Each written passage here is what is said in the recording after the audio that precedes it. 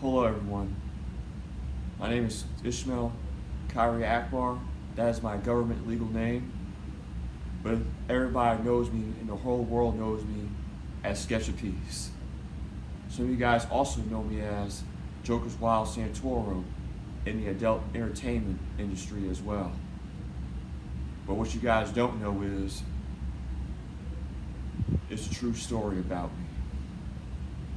This is my true life. This is a story never told before, that's untold. Now, I've told you guys in the past over on the internet about a little bit about me, but you guys don't know the true Sketch A Peaze, the true man behind the man of the music and behind the man of movie, film, and everything in between. So come inside and watch down into this video and look into my life of peace. The Sketch A Peaze story. uh, where's your whole beginning start at, and where was you born at, and also, Oh yeah, okay. how did you Oh, fare well, with your family life I was growing up? born, my home beginnings, in New York City, Manhattan, July 23rd, 1992. I am the youngest child of two children within my family, my oldest brother and my oldest sister. I was born to a father that he was pretty much a pretty busy man, I per se.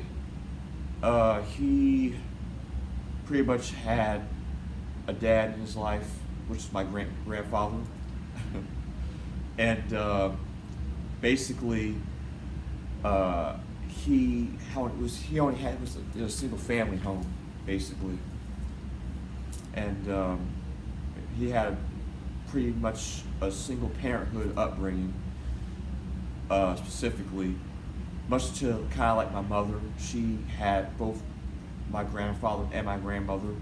That was in her life too, but at the same time, he was pretty busy as well. Though he was kind of in and out, to say the least. Though, so basically, my parents had to do their own little thing on their own.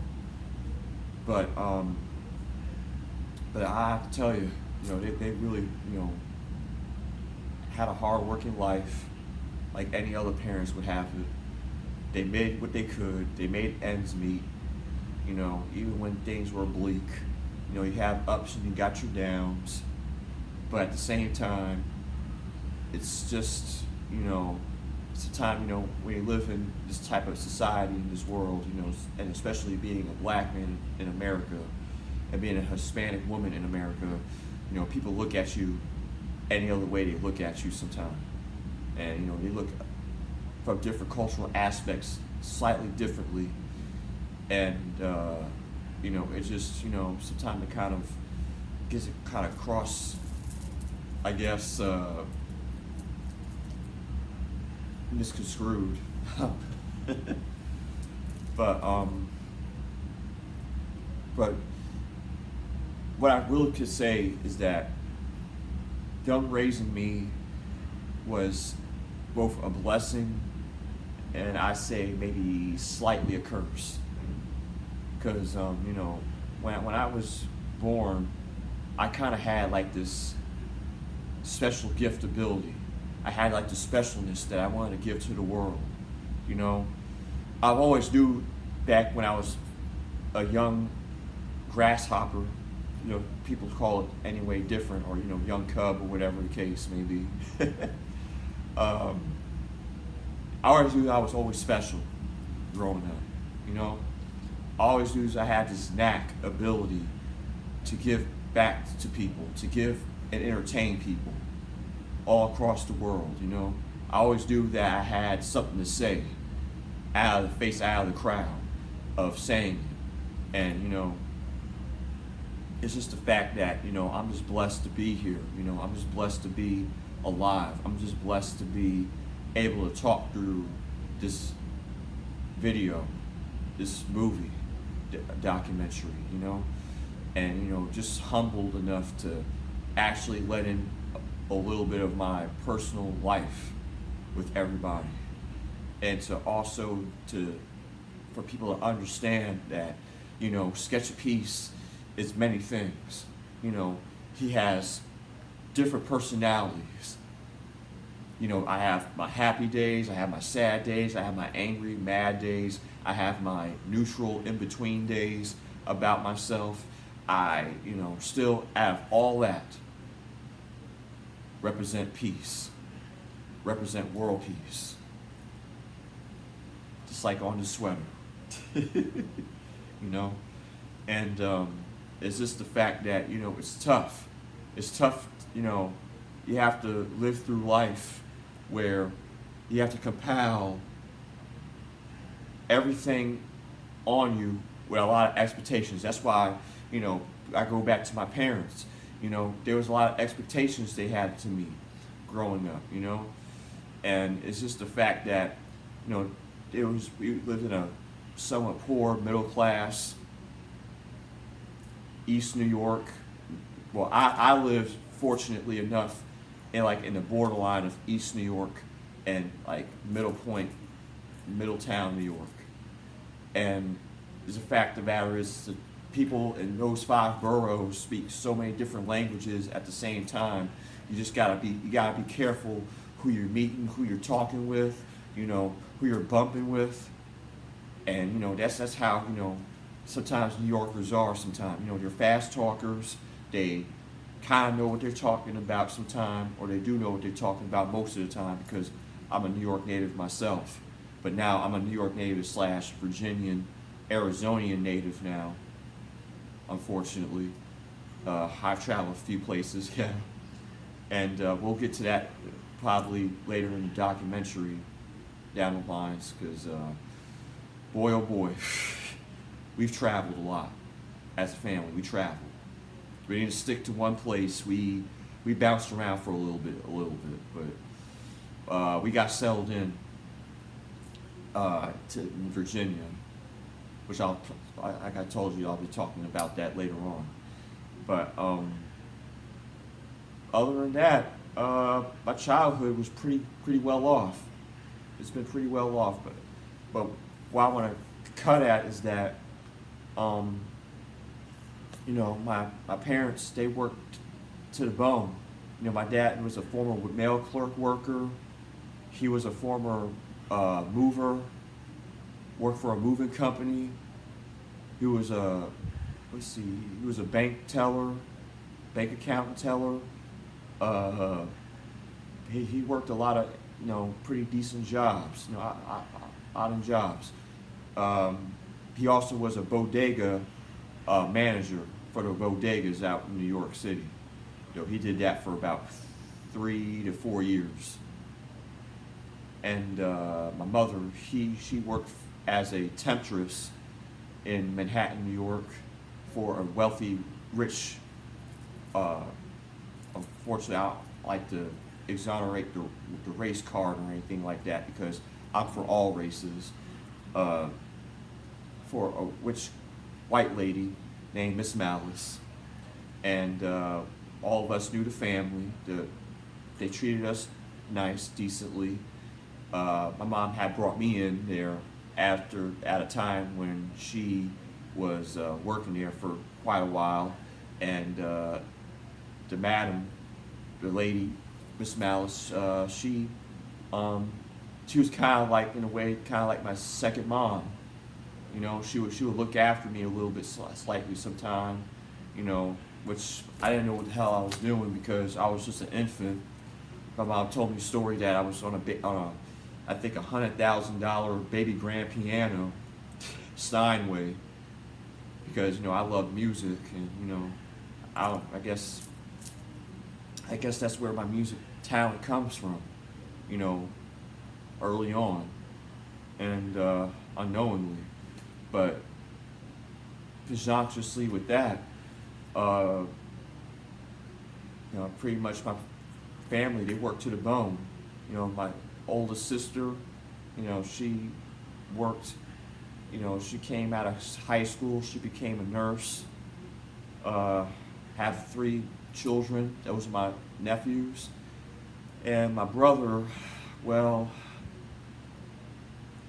I can't really say too much about him. All I can say is he's kind of been in and out of my life, but unfortunately, he's been in and out of prison for almost 20 plus years.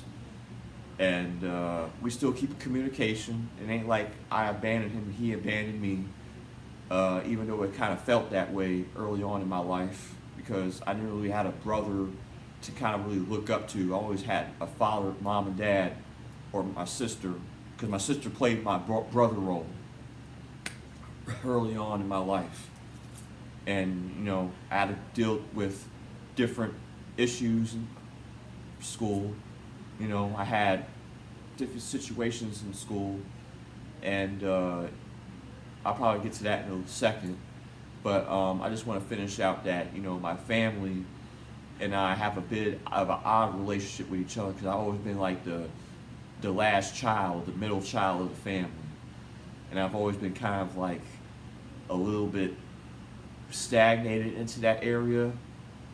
And I've never really kind of fully understood why I felt that way.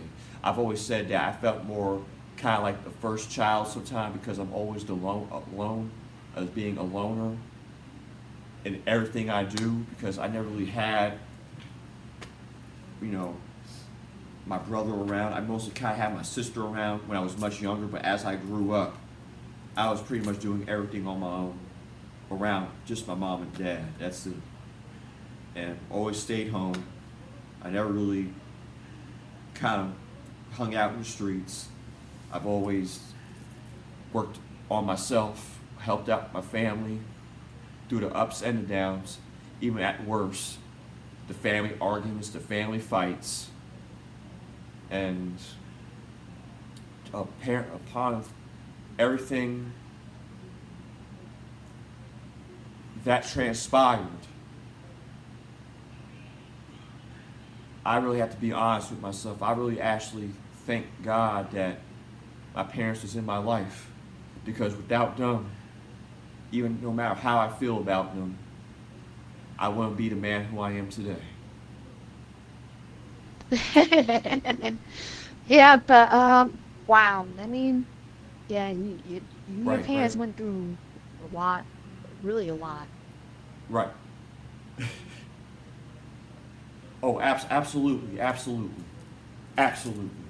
And you know, that's just something that, you know, we gotta, you know, understand for the young generation out there. You know, you gotta have your parents in your corner, because, you know, if you don't have that, then what guidance you're gonna have. Now, I know there's been people out there that didn't have parents, both of them, probably one or but not both, that still lived on and became successes. I mean, just look at Steve Harvey, for example, and you know, a few others, celebrities that made it. It would have been just the same way that they went through, that they came up, that all the struggle and the strife they had to take on every day of not having that empty void in their life of a parent in their life.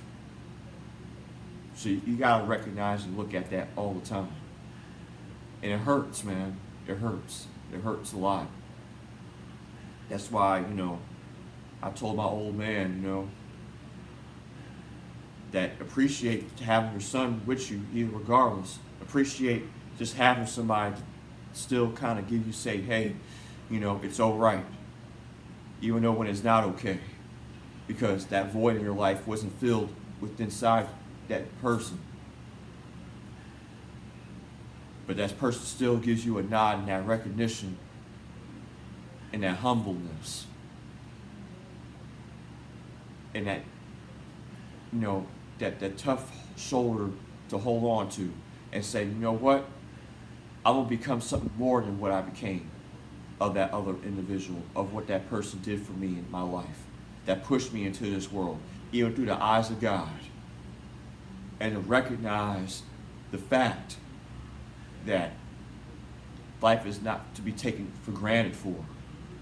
Life is to be lived for within the people that truly gives a shit, that really gives a fucking damn about another soul, another individual, that truly, honestly appreciates you.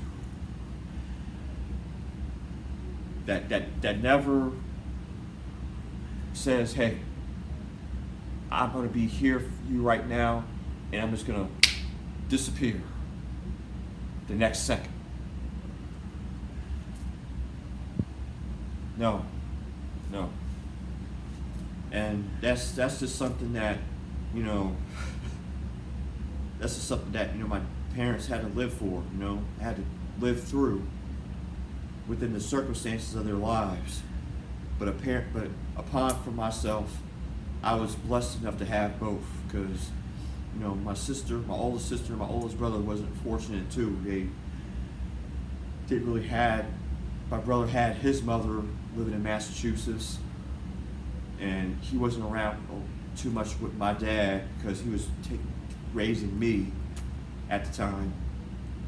And my sister had a different father from my dad because my sister is my dad's my father's stepfather to her. And you know, her oldest father, rest in peace, he passed away about 2 or 3.5 years ago. And very nice man. I met him throughout the years.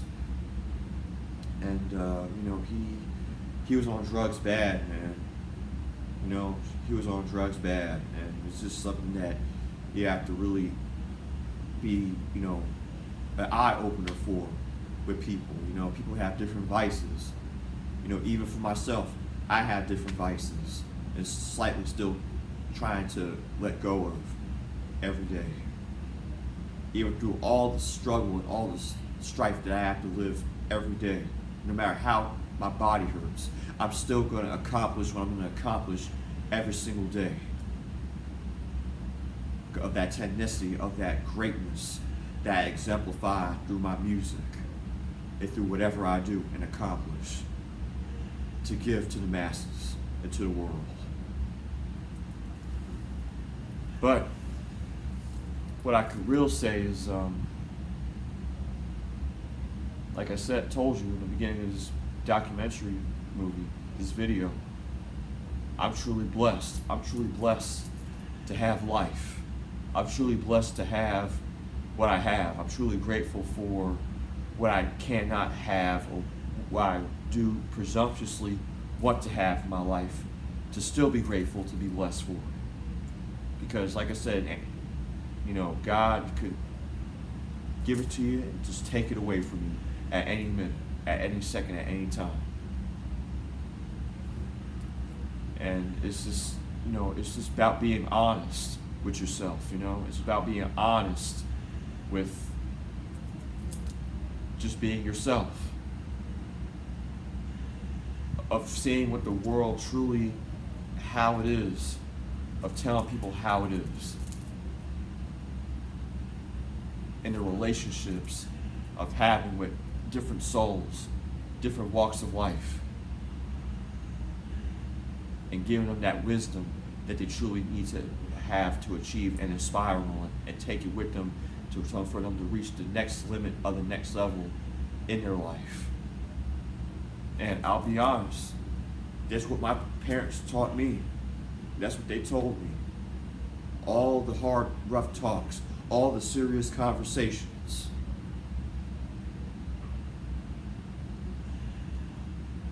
That's what they taught me.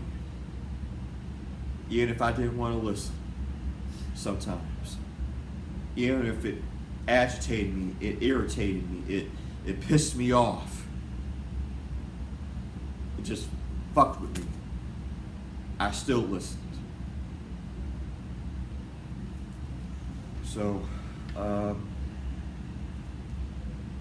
it's better to give what you've been shown than not actually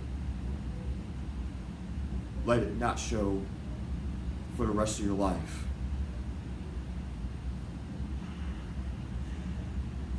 What's your next question?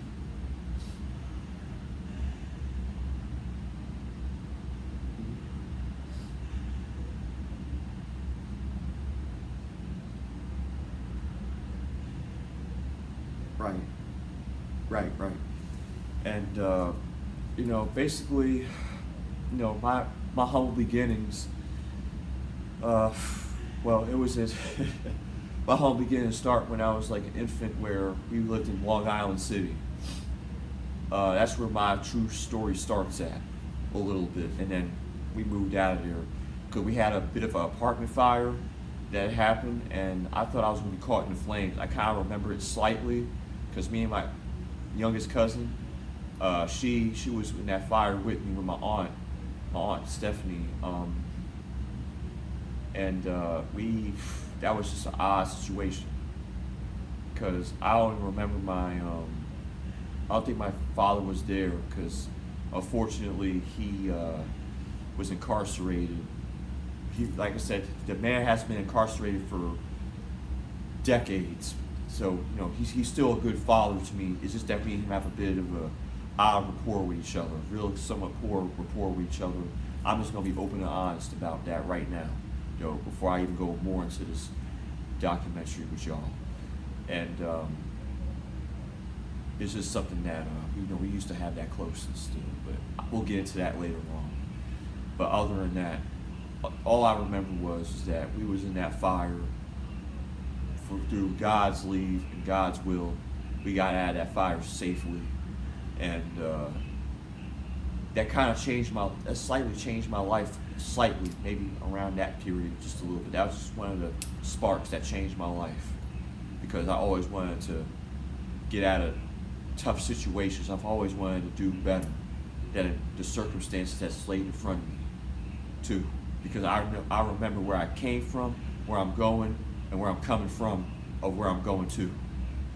And it's just the facts of life and the lessons of life, you know, just certain situations out of your control. Like I said, it could change in an instant. And basically with that, we moved out from Long Island City to, it was the bridge between East New York and Middletown, Manhattan, New York. So we came from, it was Brooklyn, Queens, New York, we moved at. And I remember we stayed here from because in Long Island City was 1992 to 1994. Then my parents moved from 1994 all the way till we moved up to 2001 from Brooklyn, Queens, New York, around that period. Where my true home beginnings kind of seeds at, because you know, I was just around my father. He was a musician too, and I have to be honest, I got that genetically through him, and been around a lot of musicians growing up, a lot of famous personalities, I would say. My uncle-in-law through my aunt's former husband, George G. Fly Spencer, that's my cousin's father. He was in a group called Men of Vision, and there was a 90s cordial band, I'm sorry, I want to say it right, cordialite band in the 90s that worked under MJJ Music Productions, Michael Jackson's music productions. Yeah. Oh. Yeah. Oh man. And, wow. That's it's just the surprising. fact that, you know, I've been around, you know, few influences, music-wise. You know, I've always loved Michael Jackson. He's been a big influence to me, just like Prince, Rogers Nelson, just like Gigi Allen. Everybody knows who Gigi is. He kind of came a little bit later on for me in my adolescenthood. Marilyn Manson, too. Earth, Wind, and Fire, the band Earth, Wind, and Fire, 70s band. Guns N' Roses, Nirvana, Kurt Cobain, House of Pain, Everlast, DJ Lethal, Cypress Hill, Be Real, Sin Dog and them. I can say I can name a drawer list of influences, for real. You know, just growing up on that type of music, man, and just being around certain people in front of me in my life that was kind of big names a little bit, you know. Just, like I said, it could actually, you know, get you. It gets you, man. It gets you, and you know, just to be honest, you know, growing up when I was 5 and being in those talent shows, because, you know, I went to a few talent shows, did modeling. I was actually in, I was going to be in Samuel L. Jackson's movie Shaft back in 2000. I was going to play that little role when I was under a kids modeling contract called No Kidding Modeling. back in the 90s. And I was doing a lot of kid modeling then that my mother put me in. And we went through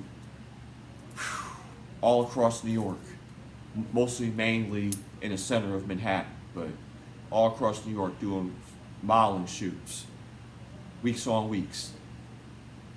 Did little in-spot commercials. You know, I also was in Ja Rule's video with Ron Isley back in 1999. They did that collaboration together. I don't know the song specifically because it's been a long time, but I know that I was with one of the bunch of the kids as extras, being in that music video as well. I was in that. I was also in what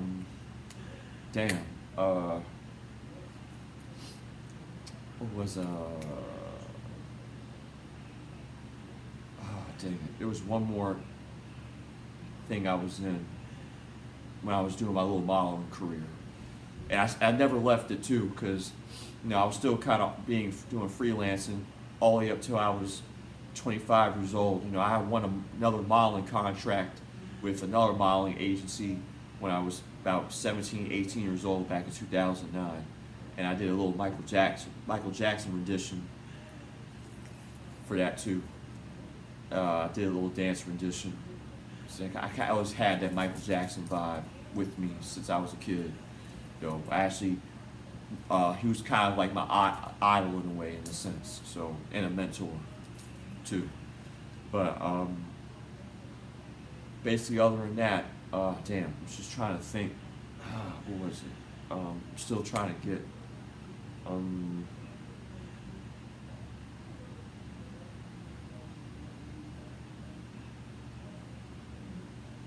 It'll come to me later. Dang it. I'm sorry, guys. I'm sorry. Oh, you Sorry. good, you good. But other than that, I'd say I had a bit of a pretty fulfilling life, nearly. Almost, per se. I'm still, recording music. People thought Sketch A Peaze was going to stop recording at some point. But other than that, my humble beginnings, I had a pretty fulfilling life. I had a few family members that was always been in my corner. My aunt Lily, always been in my corner. My aunt, my uncle AZ, always been there too. My older uncle, that's my mom's brother. And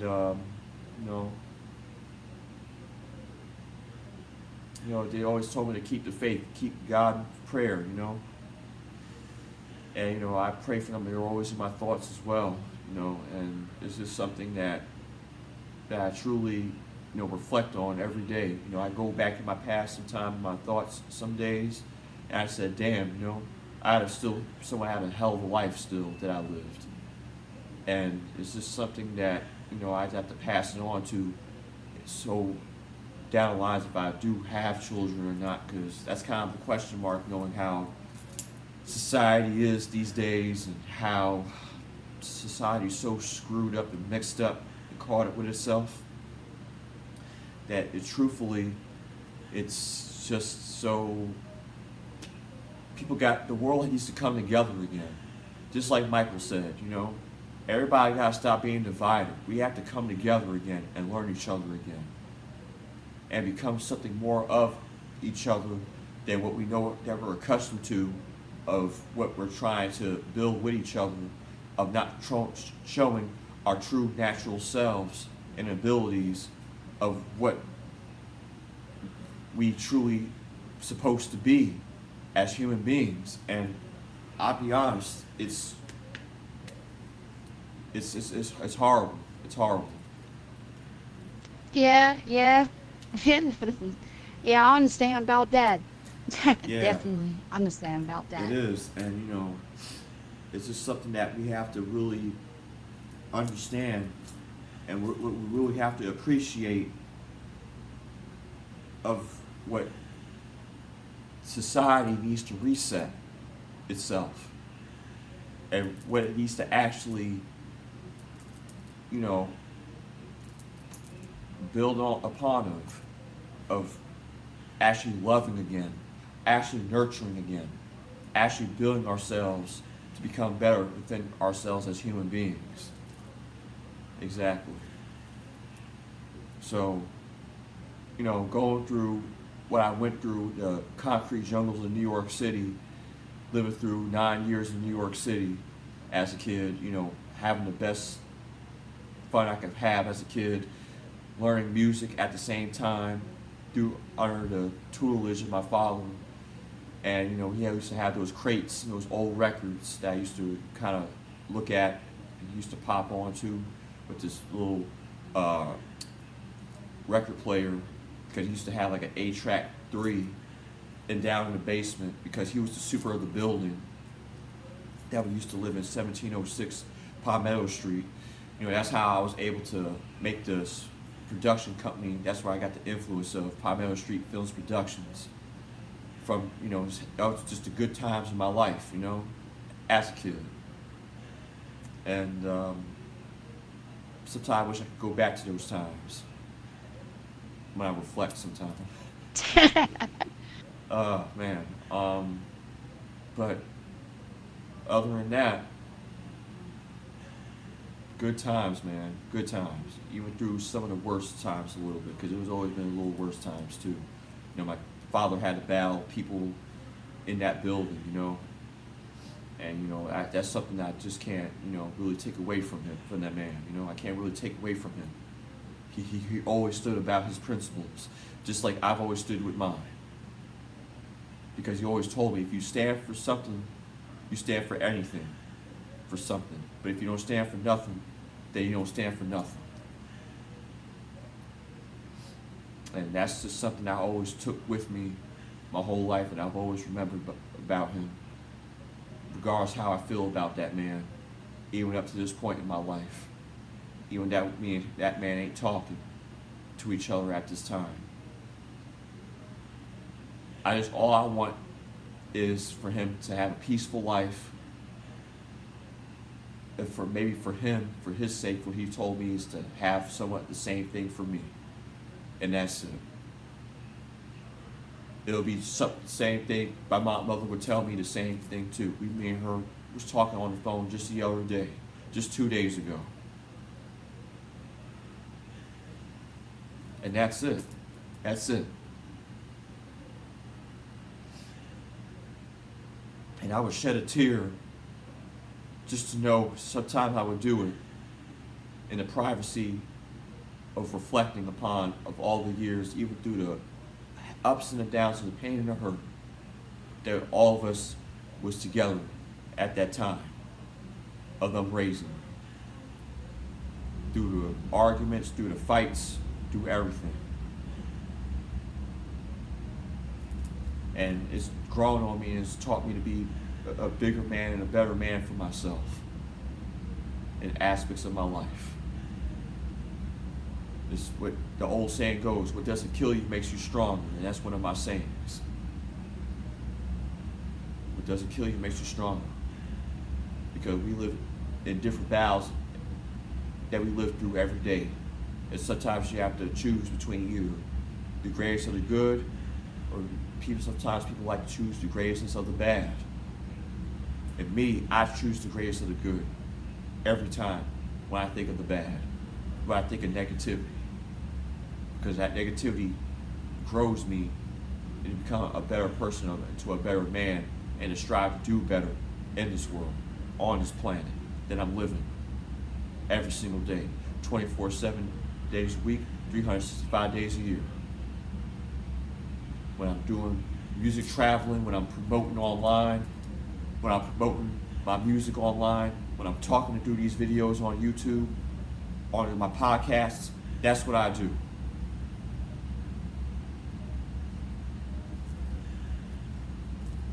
To give some little kid out there a chance at life and a fighting chance to make it in society. Of why society's saying no to you when they think they know what's best for you and they don't know what's best for you. That's what I won't tolerate for. That's what Sketch A Peaze doesn't tolerate. And what other people define the feel of what they think was right for that person or what's right within the situation. I can't do that. and I won't stand for it and won't tolerate for it at all. No matter what my title is in this world, I still won't tolerate injustices, worldwide injustices. I won't tolerate for it. I even say it for onto my enemies. I still give them a little bit of a leg up, slightly, just to see if they know they won't do it ever again, to learn that life lesson in life for themselves. Because I had plenty of enemies growing up. When I was a kid, I had my first fight when I was in 4th grade, when I was living in 1706 Palmetto Street, Brooklyn, New York City. Queens, borderline. That's right. Absolutely, absolutely. His name was Jerry. I'll remember his name. And it was an awkward situation, you know? It was an awkward situation where I actually had a love interest at that time, and it got all characterized, mixed up. I could have had my first fight, but see, I don't fight people. I'm a peaceful man. I don't fight people. But unfortunately, with that situation, I did, and I actually won that fight. Oh, oh I know man. people's just knuckleheads, you know. They're just knuckleheads. You know, and back when I was in a 2nd grade, you know, I had love interests there, and I know it's kind of awkward saying you have love interests in 2nd grade and 4th grade because kids don't know what love is, and unfortunately, I didn't know what love was then, to be exact, slightly. But you know, you got girls that's pretty mature around certain ages, and they mature faster than men, of course. And you know, I was in pretty slightly mature situations where, I should say, it was. I don't think it was an experience no other guy would never experienced in their lifetime, at all, not in their lifetime. Because back in 2nd grade, when I was a kid, there was this girl named Ashley Cruz and Ashley Rodriguez. I'll never forget it. That they had little push-up bras or something like that. I don't know what it was called. Little bustiers or something like that.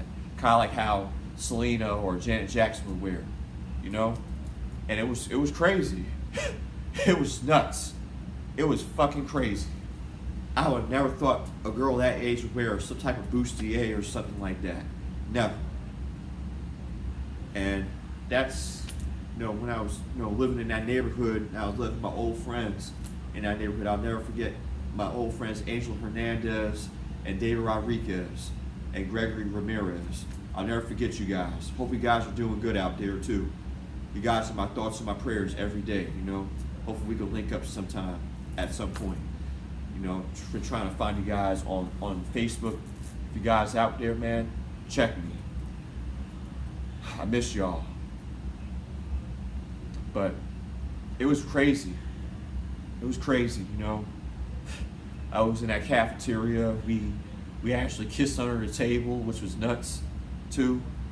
While the security custodians was around the cafeteria and passing love notes, and then betrayal, and she liked an older guy, and I was in PE. I was in PE at that period, and I called her to talk to some other dude. It was nuts. It was nuts. But any more questions about my beginnings? I'm sorry. No, we could just wait until they leave, you know. Oh, okay. Right. But yeah, we could talk about it for the part 2. Yeah. But other than that, I had a pretty adventurous childhood. That's all I could say to y'all and to the world, that my childhood was pretty unorthodoxly crazy.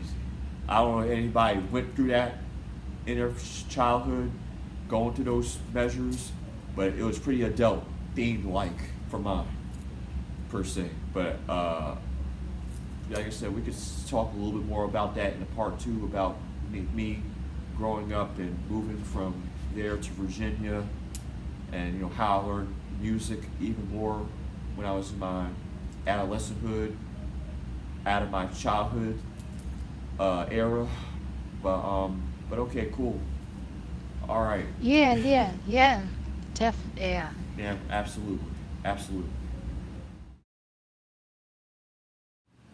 Oh man, Yeah, you're a little bit of yeah, everything. yeah. I know, I know. Oh, uh, I don't know. What can I say? Let's see. I'm just gonna finish off what we did, what we was talking about. Um, about my humble beginnings in the part one. Look, all I gotta say is that you know, being a guy of peace, yeah, I can honestly say is that it takes integrity, it takes motivation, it takes greatness to achieve upon greatness within this lifetime in this world. Upon what I was looking at when I was an adolescence, back in my when I was about 13-ish, going into my adolescent youth, going to high school, you know, being a part of something bigger than myself that I didn't know at the time. You know, I had to really reflect at that period. And, it was a pretty rough period for me, slightly. It was much smoother, like some people would say, it's kind of smoother for them upon when they were in their childhood. Some had worse childhoods than I had. And, it's like a different stroke for different folks when it comes to growing up and growing up in life. And, as me, as being who the man I am today, I only just served me well upon what my family has brought me up to be, what my parents brought me up to be. Even though I'm just gonna tell it like it is, yes, there were kind of a bit of selfish sons of bitches that only wanted to see what they wanted to see. And see, they wasn't exploring any of that. They was only exploring what they want to see out of projecting what was best for me in life. But like I told you guys in the last segment, you know, I'm blessed that they raised me to be the man that I am today. And the fact of the matter is that that's what I want for the world. I want peace. I want this perfect life, this perfect concept of how the world should be, how it needs to be a utopic society. It needs to be a utopic world. I know that's sounding a little bit far-fetched. That's a little over the kilt. But that's just something that I want to bring to light for people that doesn't know why life is the way it is. Why you have all these circumstances upon not seeing the truth for what it really is. I mean, it's just that people take life at a time. But as for Sketch A Peaze, as for Ishmael Akbar, I had to take steps at a time. I had to really actually focus of what my life goals were. I wanted to become a businessman when I was a kid. I wanted to own my own businesses or business. I didn't even thought about businesses that I wanted to own for myself independently. Just one business I wanted to own. I wanted to start my own clothing line, my own clothing brand. I was a graphic artist before I became a musician. So I was already an artist before I was a musician. So that's where it kind of came at. I didn't know how it was going to come that way, but that was the formulative concept. I was always a go-getter, when I was in my adolescenthood. I worked little start-out jobs when I was 16. I worked at Burleson Coke Factory. I worked at GameStop. I worked at 9 West selling women's shoes. I worked at what's that store? Echo Unlimited when Echo was out. I don't know if people remember that. Mark Echo. He was a good artist too, but I know. And just, working all these odd jobs, even working all the way till I was about, I say, in between when I was like 25 years old. That was right before I launched my music career, around 25. And it's crazy. When I was in my adolescenthood, I had some real fucked up shit happening to me, all at the same time.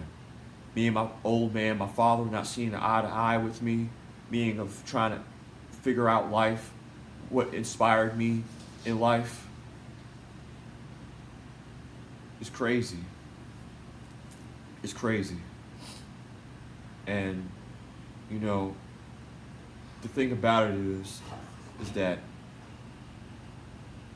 people don't realize life is too precious and too short to be taking it for granted every day. Oh boy. Wow. I mean, it's nuts. It's nuts when you have abusive parents, emotionally abusive parents, emotionally manipulative parents that still want the best for you in life, but still want to shit down your fucking throat every fucking time when you wants to create and wants to collaborate and wants to give back to the people that borns you into this lifetime, into this world.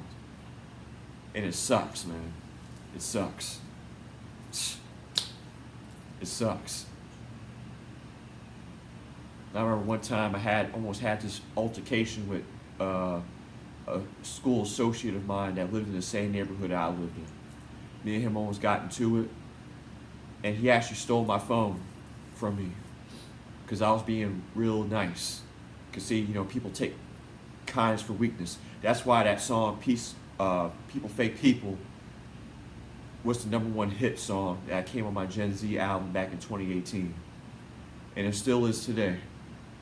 From all my listeners all across the world. And it's just the fact that, when you're so kind to people, people take advantage of that.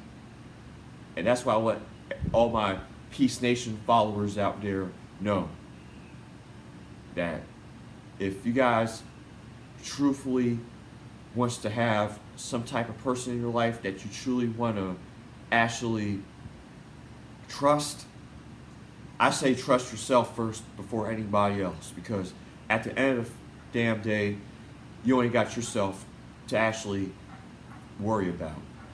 I know that sounds a little selfish or whatnot though, but sometimes you got to have a little self-love and self-care about yourself. And you just can't waste time on people that ain't got the best interest at heart. That's what happened to me my whole adolescenthood, coming up to be a man. And rising of trying to figure out my musical creativity along with that, and my artistic creativity all at the same time. Because people back in my middle school days, going to my high school years, there's certain people that used to slightly pick on me, But God had something for their ass at the end of the rainbow. And currently right now, the guy that took my phone and picked on me is currently serving time in prison. Unfortunately. And you just don't hurt the chosen people out here in this world, man. Like Sketch A Peaze and like many others out there. They got special needs and special abilities for this world, for humanity. And to give back to humanity and give back to the world at large. You just don't do that. And that's just a certain bridge gap between... Yeah, because sometimes you gotta keep it 100. Yeah, definitely. And that's just something that you just don't... Yeah, that's just something that you just don't do to somebody that's trying to help. So, with that being said, being misled in your life and being misled through society, you gotta let God in, man. You just gotta let God in. The devil's always gonna try and knock you down 2 or 3 times out of you in your lifetime. You gotta dust yourself off and try again. And you gotta be the shaker, the mover, the builder, and the creator at the same time. And not let negative people in your life dictate what is possible of the impossible for you to achieve in this lifetime. And that's what Sketch A Peaze is all about. You know? I don't know. I mean, all I can say is, you know, the period in my career, still the rise in my career of figuring out life around that period, I knew that I was something special way before I became a man, way before I became an adolescent. I just knew that I had something special to give to people. And to, you know, to give them that type of feeling, that type of emotion when I work through my music and those messages I send every time in my music. When I hit those rhyming notes, those 16 bars, man,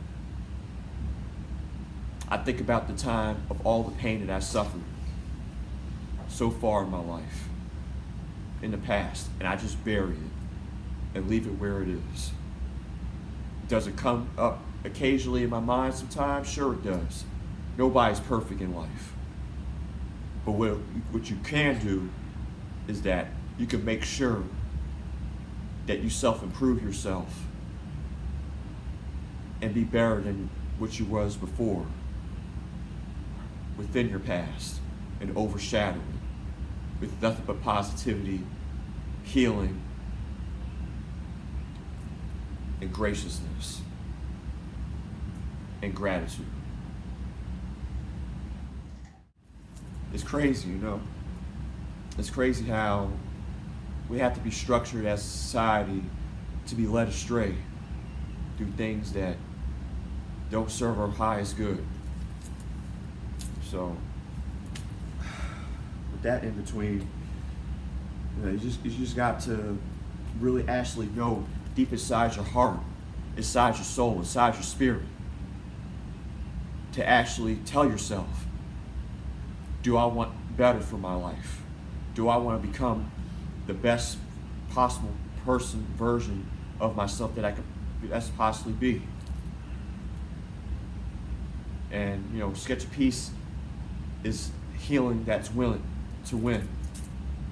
That's my mission statement. That's what I represent. And that's why for all my fans and followers out there, or for people that don't know me, that's what my true identity represents, is positivity. All day, all the time. Now, you guys can say, yeah, Sketch A Peaze is but many things. But in order to do the work, you have to banish every last integer of negative out of your life, no matter what the cost it be. And you have to assume yourself of having that discipline, that life discipline, that self-indulgence of discipline in becoming the person that you want to become in life. It's hard. It's a difficult road that everybody has to live through every day. But what makes it better for yourself is not let a failure look like a failure. You got to look at it as a positive through the failure. No matter what you have to go through. But just note that God is always watching. God is always by your side. The angels is always by your side.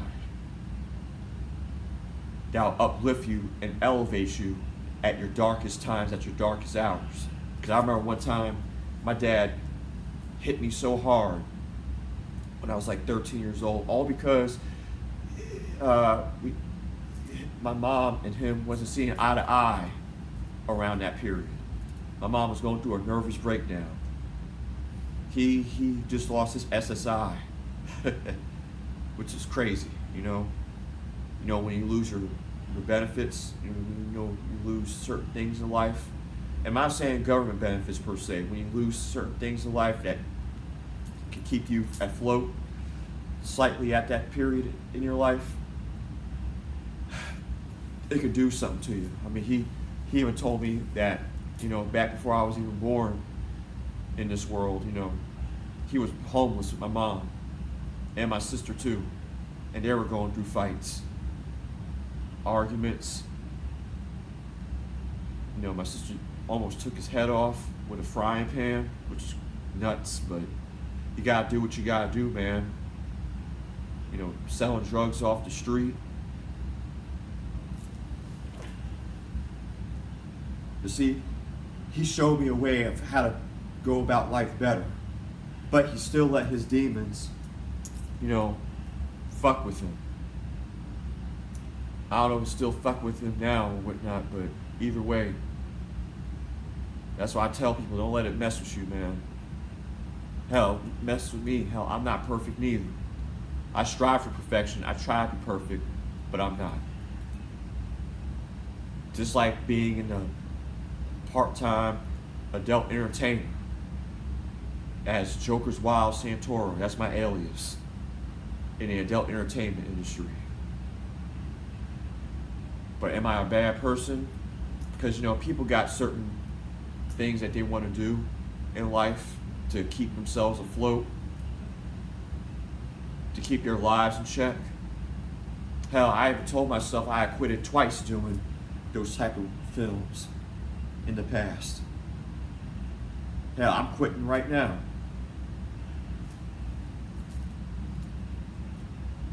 Because it doesn't serve my highest good. Because it doesn't fit the identity, the true identity that I really am. It doesn't fit this right here. This icon, this logo that's on my chest right here, that's on my head. It doesn't fit that criteria. There's no intelligence behind that. Yes, certain things are art in certain cases, but that's not necessarily art to me. Slightly. Slightly, yeah. Slightly it's not. As a side hustle. It's only just a short fulfillment. No, what truly fulfills me is giving back to people, giving piece of the world of peace. That's what fills me up. And that's what it does for Sketch A Peaze. But no, back when I was 13, Sketch A Peaze had to take the bumps and the hits from his old man, from his old father. Because I didn't know what I was talking about, because I was young, I was naive, because I'm in grown folks' business. That's what he told me. That's why I got beat for a reason. Then the next time, because I remember I was looking at adult entertainment related stuff, because I was affected already. I let that devil vice affect my life when I first accidentally hit that Playboy channel when I was about 7, 8, 9 years old. And the devil got my crutches on me at that period. Yeah, I shit you not. Definitely, yeah. And I look up to a lot of people like Dick Gregory. This is way before I even knew who Dick Gregory was. And that guy was like the most smartest black man you could ever look up to. One of the greats. God bless his soul. And back when I first looked at Dick Gregory, back when 2016, when I was about 23, 24 years old, that changed me forever. That's what brought Sketch A Peaze to who he is today, was because of that man right there. And to be honest, that was all the imperfections I had back when I was an adolescent, going through all the struggles and all the strife, going through middle school, going through high school years, going through parents' growing pains, going through all that bullshit, going through all that tribulations and degradations, made me the man who I am today. Even through the sex addictions, even through the negative impulses that's around me, I still not let that defeat me, to defeat my purpose in life. of becoming who I truly am, even through the devices that I'm still reeling with now in my life currently at this state, and the people that's around me. I don't let that dictate me.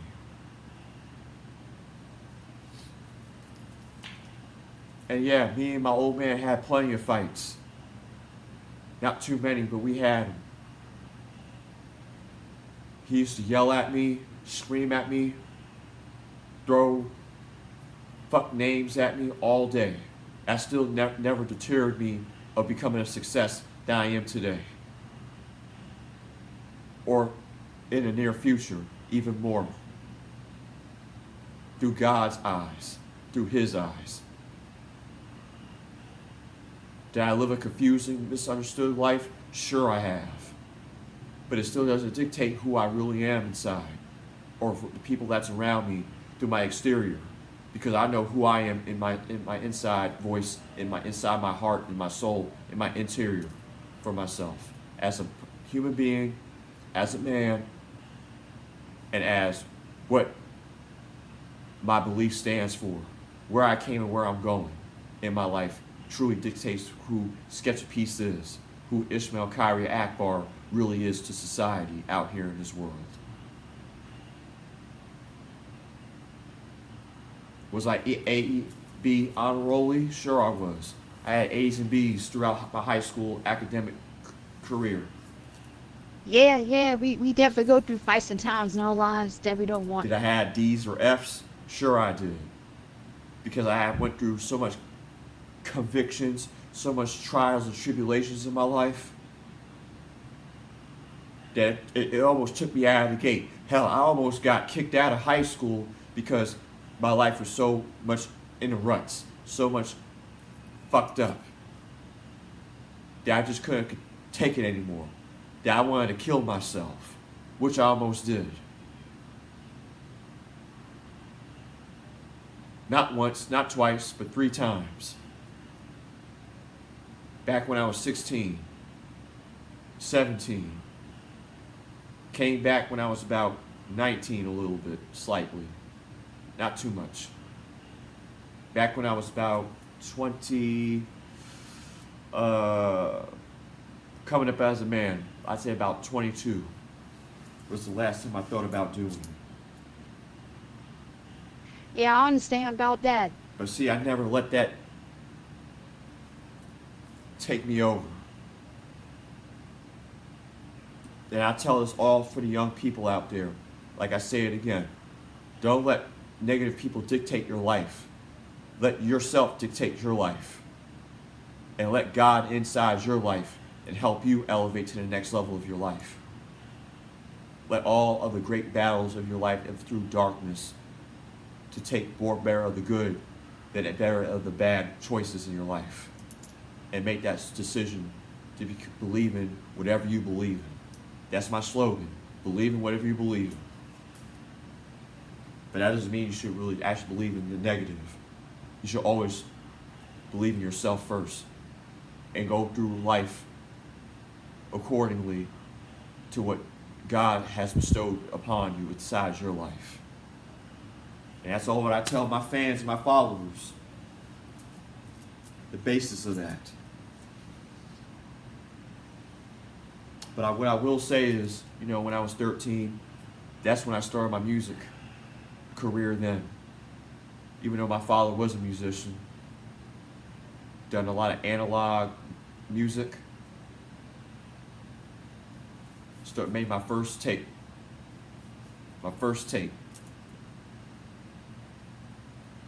And I stopped because in between that time, I was going to school. I didn't really take it serious enough, slightly. I kind of fooled around with it, between when I was 13 and 17 a little bit. But I was mostly hitting the books then and going through a lot of family ups and down bullshits every single other day.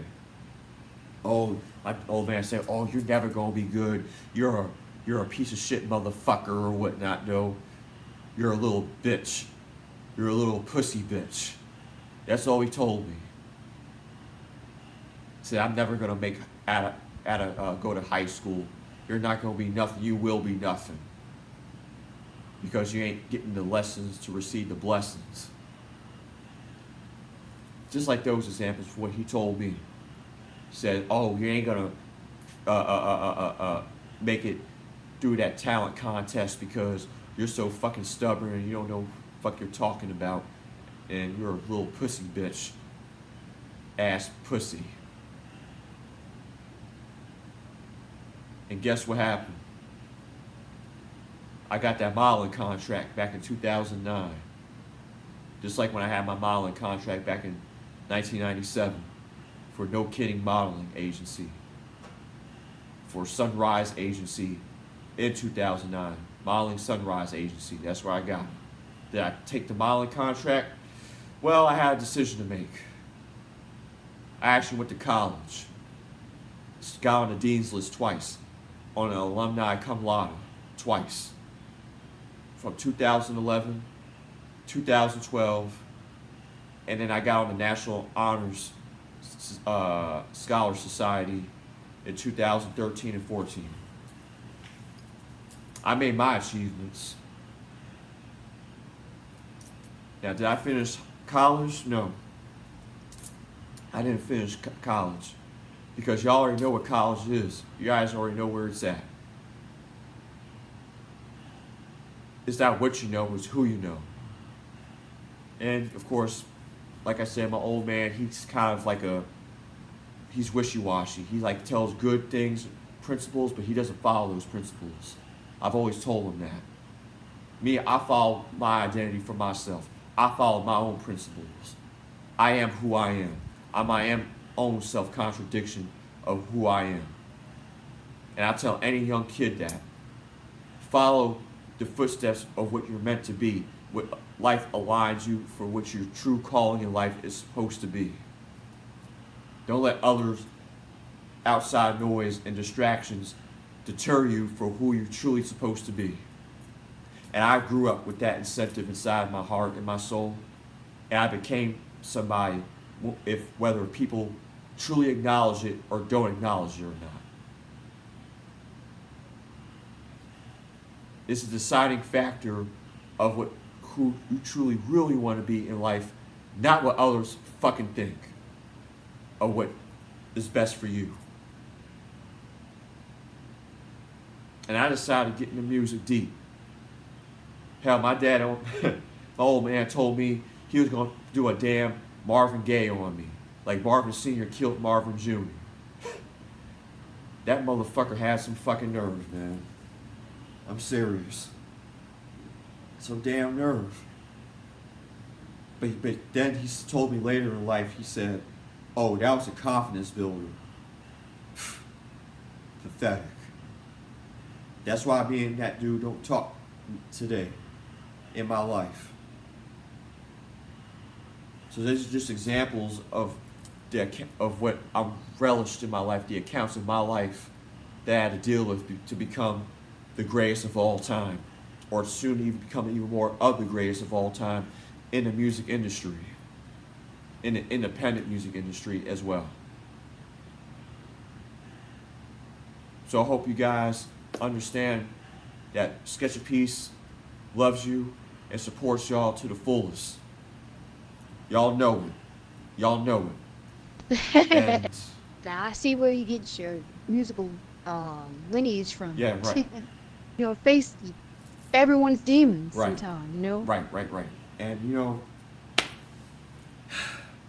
it's sad, it's sad. I had a very sophisticated but decent childhood, I would say at least, but with a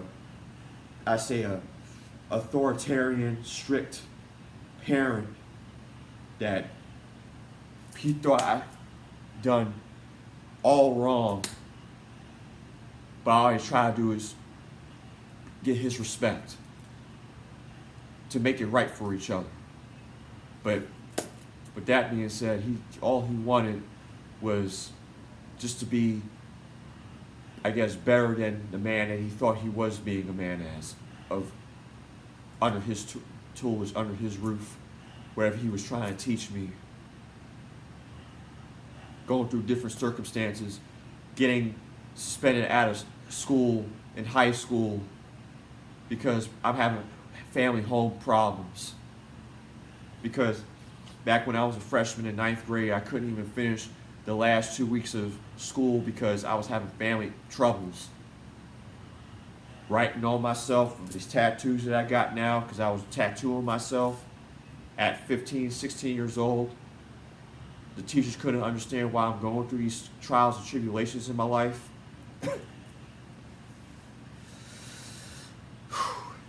It's terrible. It's terrible. And you know, I'm glad I made it. And you know, I had girl problems too. Back in the 11th grade, there was this one girl in school named April Mitchell. And she showed me I thought I was the fucking bad guy. All I was trying to do was ask her out on a date. I mean, we danced at that homecoming dance, but after that, she changed up on me. That's when I knew, for the first time in my life, how people could really be grimy and be real, just mean to me as a person. Even though I knew that back when I was a kid, but then that just proved it right there again. It was the same situation back when I was in second grade and fourth grade. How people could really, really, really do people in like that. Oh, it definitely is. It is. Yeah, and you know, it's crazy, you know. But then I went to the Art Institute of Washington, took the test, flying colors in my entry admissions test, and I was going to become a graphic designer, animator, for probably big name companies like Activision or Blizzard, Activision or Ubisoft. Because you know I'm a hardcore gamer at heart though, but you know, after high school, you know, going through what I went through with people that didn't have my best interest at heart, it's fucked up, man. And it was a fucked up society that we gotta live in. That's why I make the songs that I make. That's why I inspire people. I uplift people. I give people sadness, anger, happiness, joy, pain, suffering through examples, through all my music. All those deviations, through all genres almost. Whether it be hip hop, whether it be new metal, whether it be metal, whether it be rock, alternative, R&B and soul, hip hop, trap, all those deviations. Americana. I mean, I haven't really experimented with country yet, though. I've always wanted to, but I don't know. I was always kind of a little squeegee with this country music a little bit. And then you got your Johnny Cash, or Elvis Presley, Dolly Parton. But yeah, man. You know, I just don't understand. You know, I guess maybe I do understand or don't, but maybe my parents was trying to put me on the right path of life. Because you know, if you ain't got strict parents, you know, you got these kids these days off the fucking chain, and they don't know what the hell they doing with the younger generation, like Gen Zers. And you know, I just wish them a prayer. That's why my first album, Gen Z, was a direct reflection of what this world was actually consistent of. So all I can say is I just pray for them. I just pray for the world to be better, and I just pray for people to be and do better. And hopefully they'll make that change.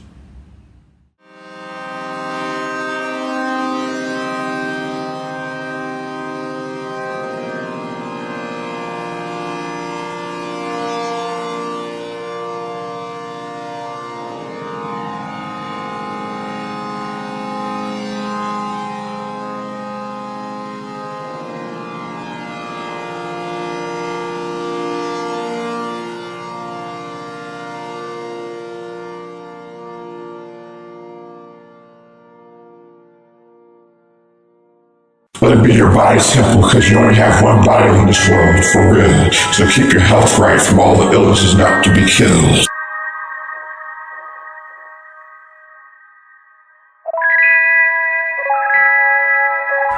We need to build ourselves instead of medical collectors to get our trust from our limbless bodies into conformity. Stop going to these witch doctors that are not benefiting for your survival and not giving you your damn health.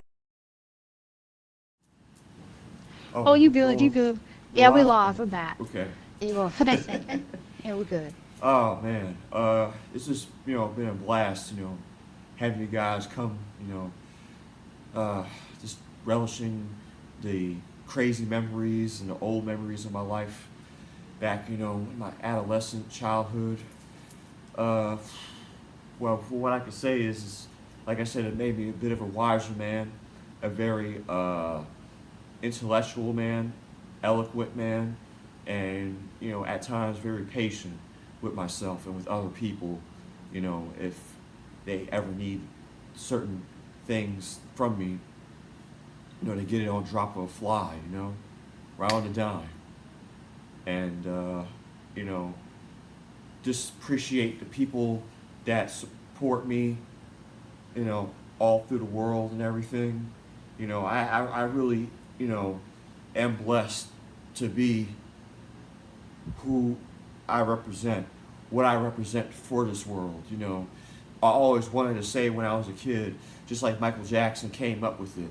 He came up with Heal the World, and that inspired me so much that it gave me the spark that I needed to actually get what that I was trying to figure out, what I was trying to sift through, when I was a kid, and growing up around his music, being extraordinarily influenced by this man, and just seeing this man, how he was and how he carried himself, never mind all the weird shit that he was going through in life, he still managed to come out on top through all of the craziest situations you could ever think of possible that man lived through. And that's what brought me to the point where, after his passing, I wanted to do something for the world. I wanted to do a conceptual business venture. And it wasn't even a business venture. It was more so a charity organization at first. A non-profit organization that coined the Heal the World rendition into what I conceptually came up with back in 2012. And as you see it right here on me today, that's what I came up with. I came up with Youth to Heal. I came up with a clothing adage, a clothing motto that the world needs. The world needs from now to the end of its time frame, for all human beings around the world, for everybody to actually understand what that actually means. It doesn't mean about Youth to Heal with just the youths, focusing on the children. Of course it focuses on the children, but what it actually really represents is, I'm sorry, you got Oh man. it's like the garbage. I guess people it's that time of the day right now. picking up the neighborhood Coming to trash. trash, yeah. It's not really the neighborhood. I'm gonna pause for just a second. Oh, here. that's crazy. Oh, that's crazy. No, we could just wait until they hold up. leave, And it's kind of catching on the Yeah, I know sound it's mics. crazy. Good God. Oh Lord. Well, they're not coming to scoop that trash. Then let's just keep on rolling. Let's keep on doing Yeah, this. I know. Oh, you good, you good. Okay.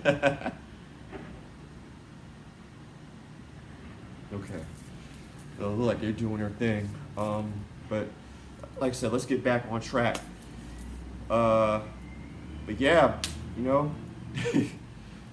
yeah, just inspiring people, man, is one of my best things in life. Just to be able to give back to the homeless, the sickly, the needy, the elderly, and for people to actually understand what's actually going on in our world. Our world is poisoned by chaos and destruction and filth. Yes, you guys probably say all the stuff that I've done on the adult entertainment side is filth. No, I've done that for myself as, like I told y'all earlier in this documentary, that I'm only using it as a platform for myself for survival purposes. I'm not your average, not known celebrity, you know? I'm not like Kanye and Whitney Houston and Jay-Z and Post Malone or any of these big celebrities, big time celebrities. No, I'm just an independent worldwide artist sitting here telling my story. And you know, I'm like the regular big local artist out here, you know, just trying to make something out of nothing. Just trying to tell people my story about how I grew up in my life. So I ain't like these big celebrities. Even though I've dreamt of becoming one, though, but honestly, I don't know, that's for the people out there to actually pose upon of what I'm actually sending out my messages through my music. My message, what I'm sending out through Youth to Heal here. When I'm sending my message out on YouTube all the time. Regardless of the circumstance of I'm being Dr. Jekyll or Mr. Hyde, if that's what you guys might think I am, which I'm not. This is who I am. I'm a very sexual person, yes. I'll admit that right here. I'm a very sexual person. That's why I don't get it, because now we live in a society where the men and the women hate each other. And birth rates are on an all-time high low that where it shouldn't be. It shouldn't fucking be. But you guys want to sit here sometimes, people like to marginalize stuff, you know, just like how Michael Jackson went through. They say he's wacko jacko. They say he was crazy, off the rails, what he did. No, the man what was trying to do was trying to show y'all that having a human heart, exponentially an extraordinary human heart through children, is something that can be shown in different variations, in the utmost unorthodox situations. But being the man who I am, and me doing this and doing that, knowing that those two industries don't even mix well with each other, or don't mix well at all, pertainably, yeah, you know, come on. I mean, you got porn stars that go to charity fund organization rallies. Not too many of you known to hear that on the news too much, but you can see it online on the internet. You could just read those news columns. And you answer me what they do for a living on the side other than your profession. Just like Sasha Grey. I'll give her for an example. She was brave enough to go to a school, elementary school, and teach kindergarten for kids and read out of, you know, those kids' children books. They had that in the news. But then they were saying, oh, they're bad shaming her for doing that. But all because she did that out of kindness of her good heart? Come on now. Come on, get real. Get real. Really get real. This is 2024, my man. For real, woman. For real. This is 2024. For all y'all, you know, just doing this documentary for me. For real. I mean, honestly, what would you do? Really, what would you do?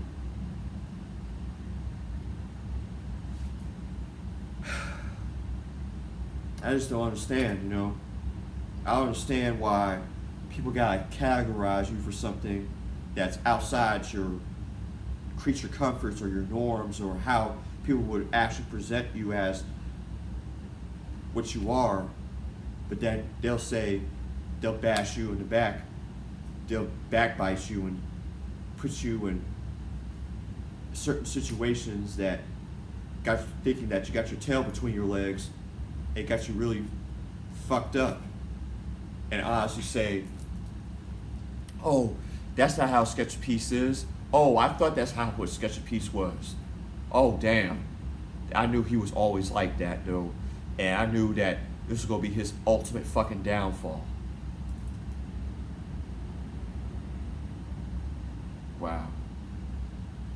Yeah.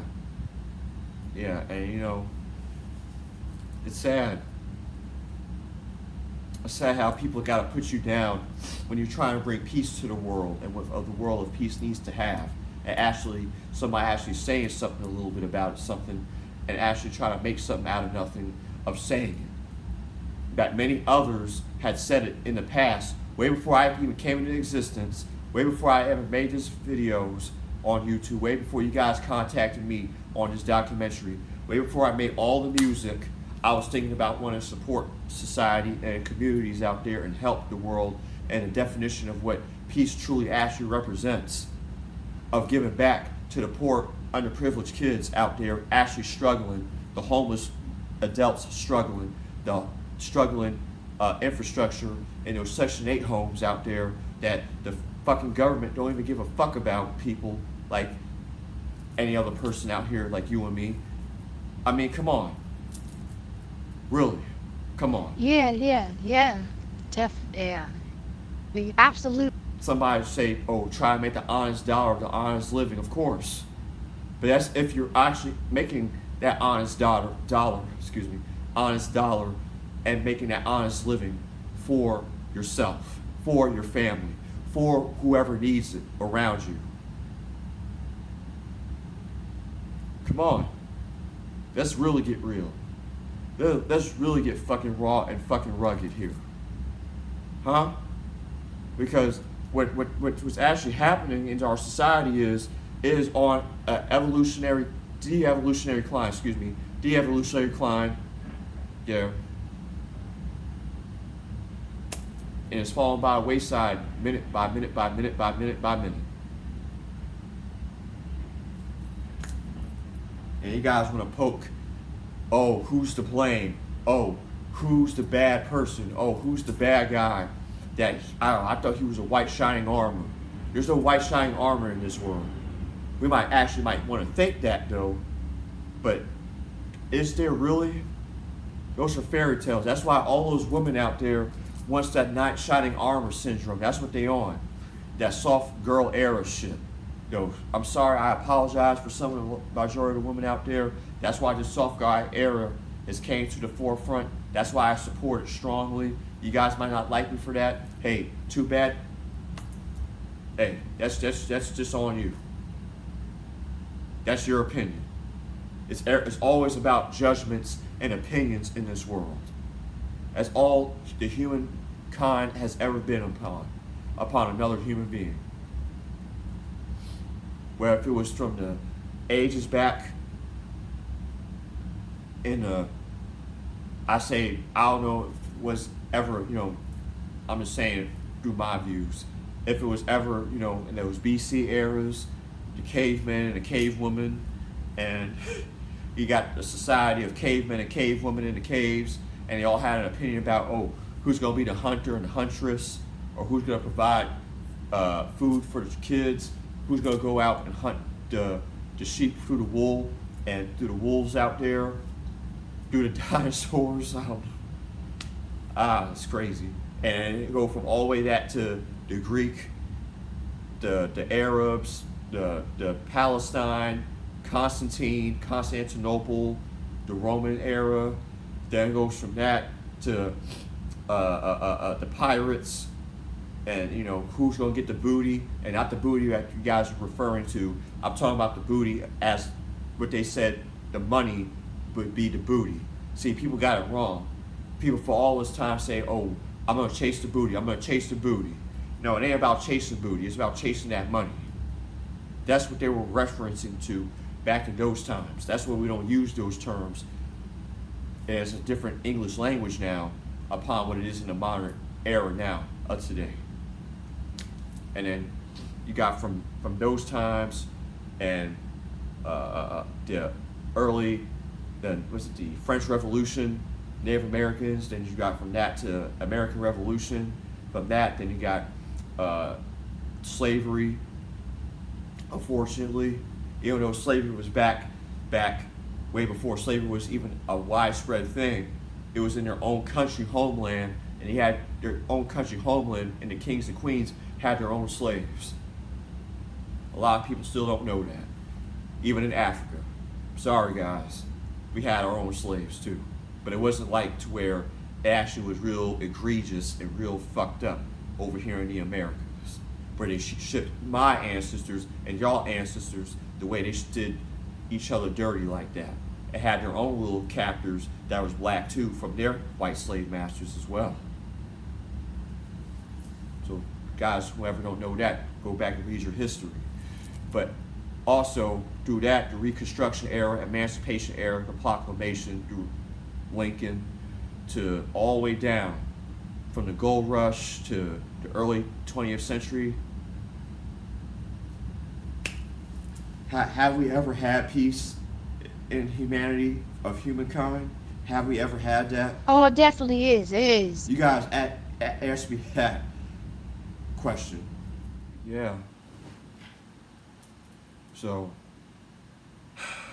all I can say is that, like I said, we need to rebuild again. We need to reset again.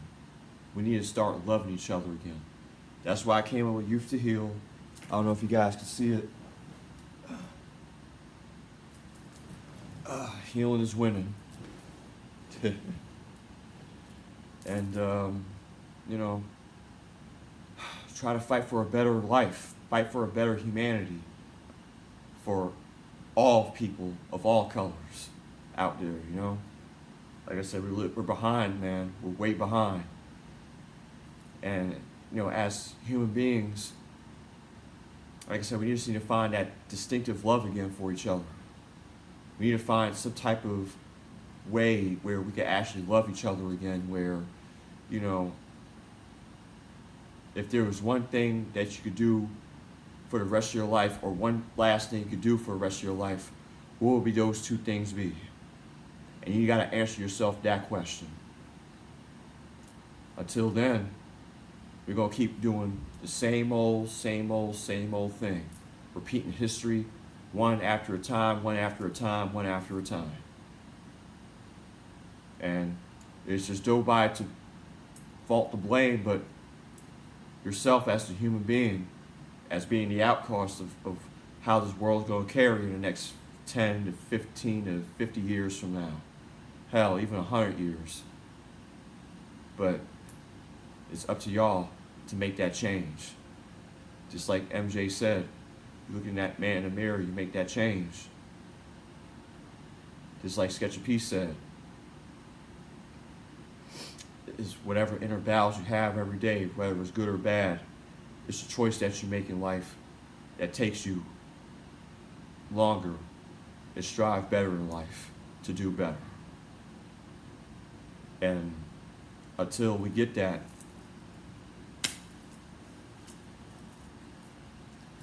this is only going to turn the clock from what it is now today and what it's going to be in a possible dystopian society, apocalyptic society we're going to be in. Possibly, if you guys don't make that change. And you know, if you want peace and way of the peace of the world, man, you gotta look inside your soul and your spirit and your heart, instead of your mind all the time telling you, oh, this is what's bad, or this is not good, I have to deflect this, I have to do something else. I'm paying attention to something else that's non-significant to my life, even though it's actually significant, but it's non-significant anyway, because it's only going to be here one time, two times, once, and then it's all gone, and then what you got showed for after, when you got to go back to God and go back to Him on a day of judgment. And if we call it, say, through the Muslim world, they would say, in a day of judgment in Yom Kippur, which, case in point, yes, I have a Muslim background, of course, and yes, that kind of a little bit, is a little weird because of the type of stuff that I do on a every other day basis, where it consists of not doing what I have on right here for my Youth to Heal thing aside things, my adult entertainment stuff, or whatever the case. But like I said, only God is the best knower. Only He could judge me based on the possibilities of what I'm doing for my life as an entertainer.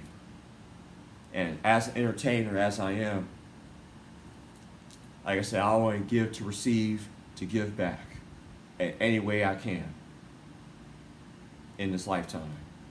And the only thing that I can contribute to that and to the world is what I was been blessed with and what I've been given with.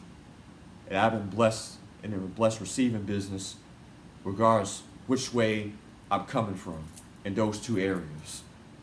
Wherever it's this way, that way, or down. And that's it.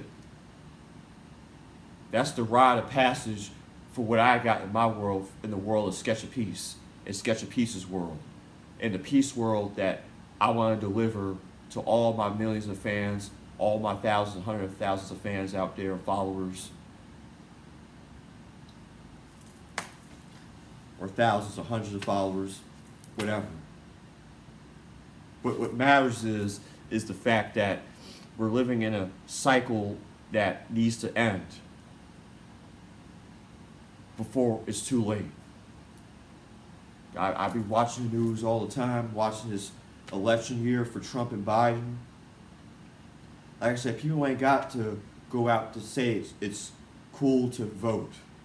Hell, I ain't vote since I've been 18 years old, since I became a man, and I'm 32 years old now.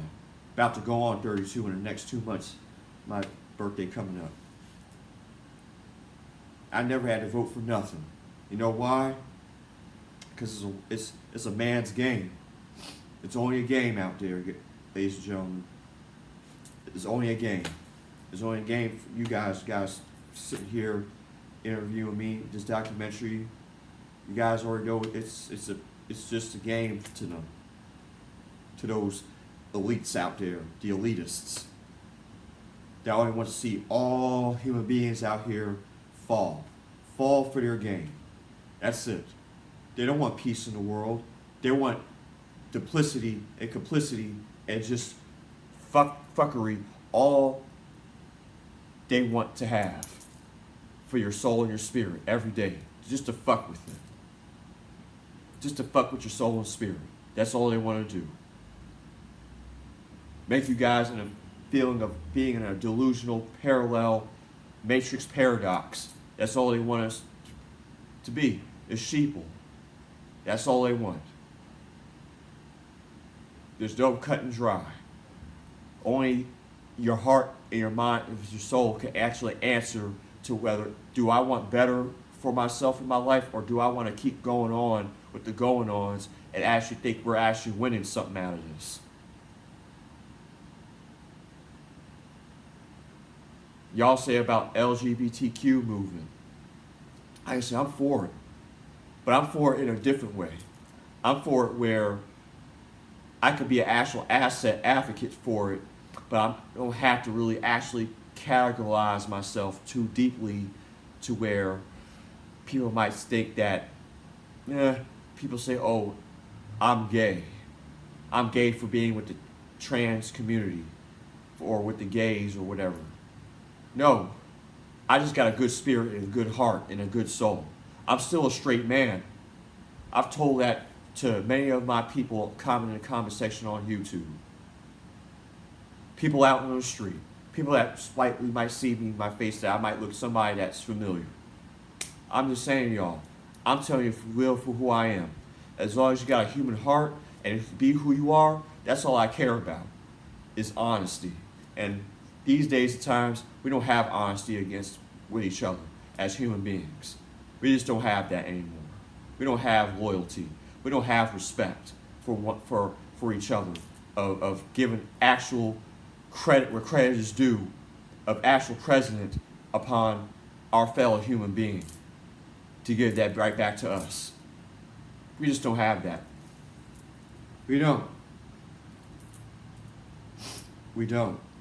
And until we actually educate ourselves and become better ourselves as human beings and free our souls and spirit upon the free spirit and have a soulful spirit in the world and actually think with this inside of heart, inside of out of mind, and through out of body, what are we going to have next for our future generations to come?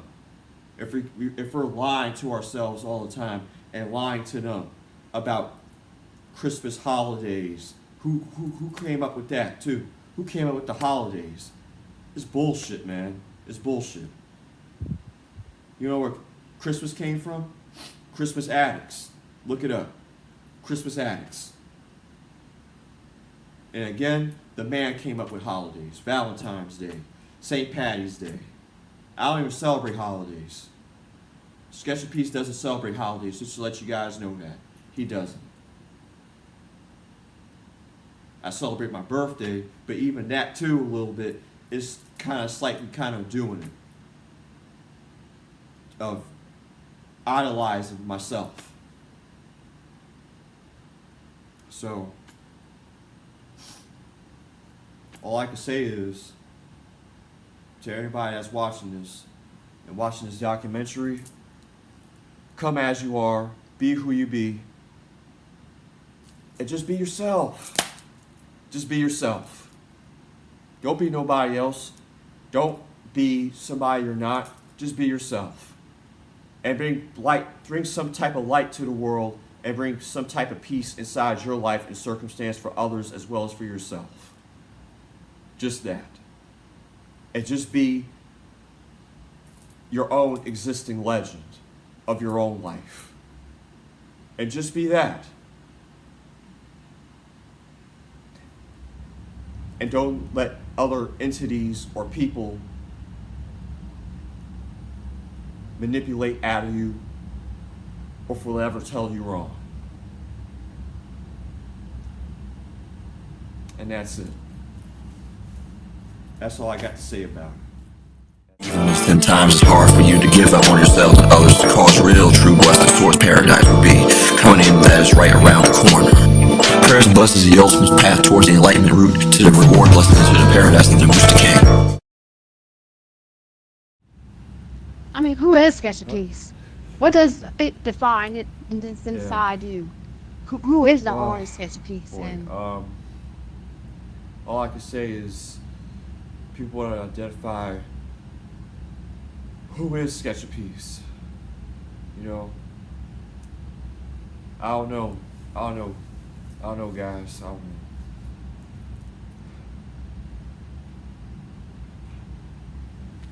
Well, all I can say is, I think Sketch A Peaze is of many variations of many things in this lifetime, of contributing to the factors of things of beautiful constants.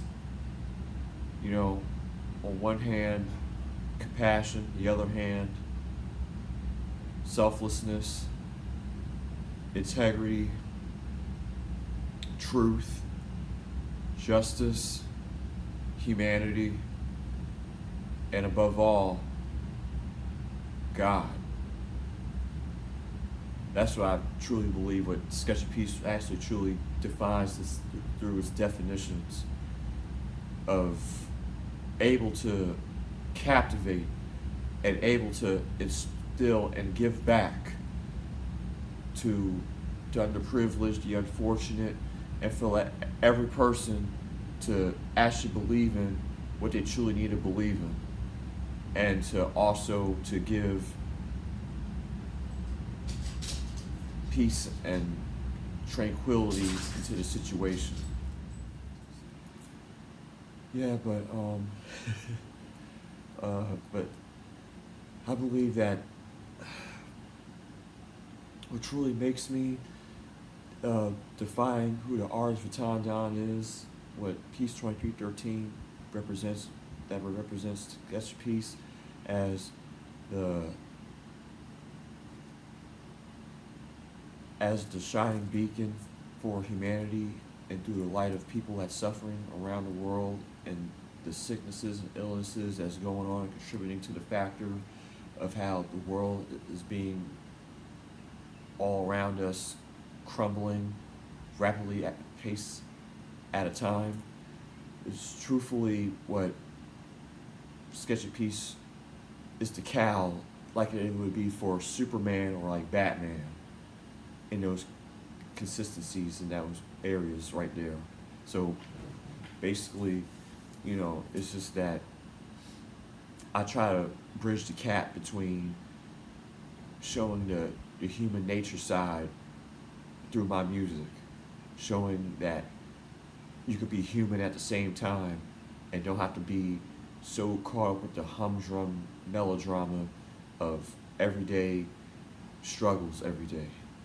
And you know, the life struggles that falls upon every human being out there truly needs love in your life, no matter how hard things get or how things are in certain different situations, circumstances. Of showing that people have a very compassionate, kind side to themselves, where you don't see too much of that these days, especially in 2024. But I truly believe that we could actually mend the gap if only we could just listen to our inner self. If only we could just listen to our... Oh, it's fine. It's fine. My dog. I guess he just must be moving around a little bit. No, we could just know. wait until they leave, you know.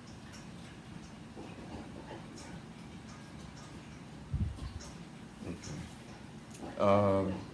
Hopefully he'll... And my dog over here. Oh no, you fine, honey. You fine. Okay. But anyway, wait a minute.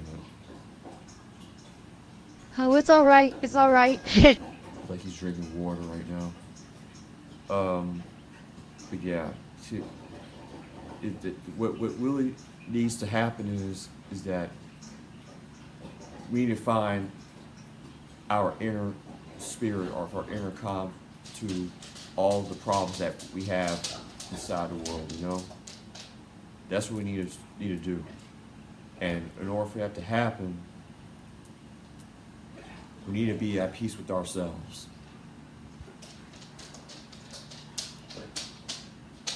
And that's it. So, to truly define who is Sketch A Peaze, what is Sketch A Peaze, is peace, love. That's what truly defines Sketch A Peaze. It's only through that. It's only giving the nurturement of what Sketch A Peaze identifies with true human kindness and true humanity stands for. Especially in a rigid time that we are all uncertain to actually profoundly know throughout the world, that we're living in constancy of day by day uncertainty. And the only true definition of humanity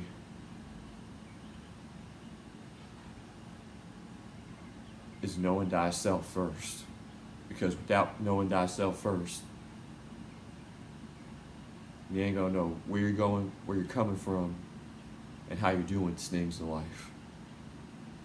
And how you're able to help people, able to encourage people, able to be that beacon of light.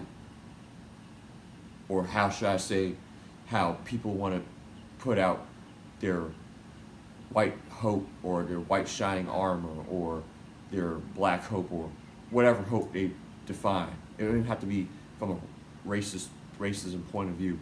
But the thing about it is, people have to understand that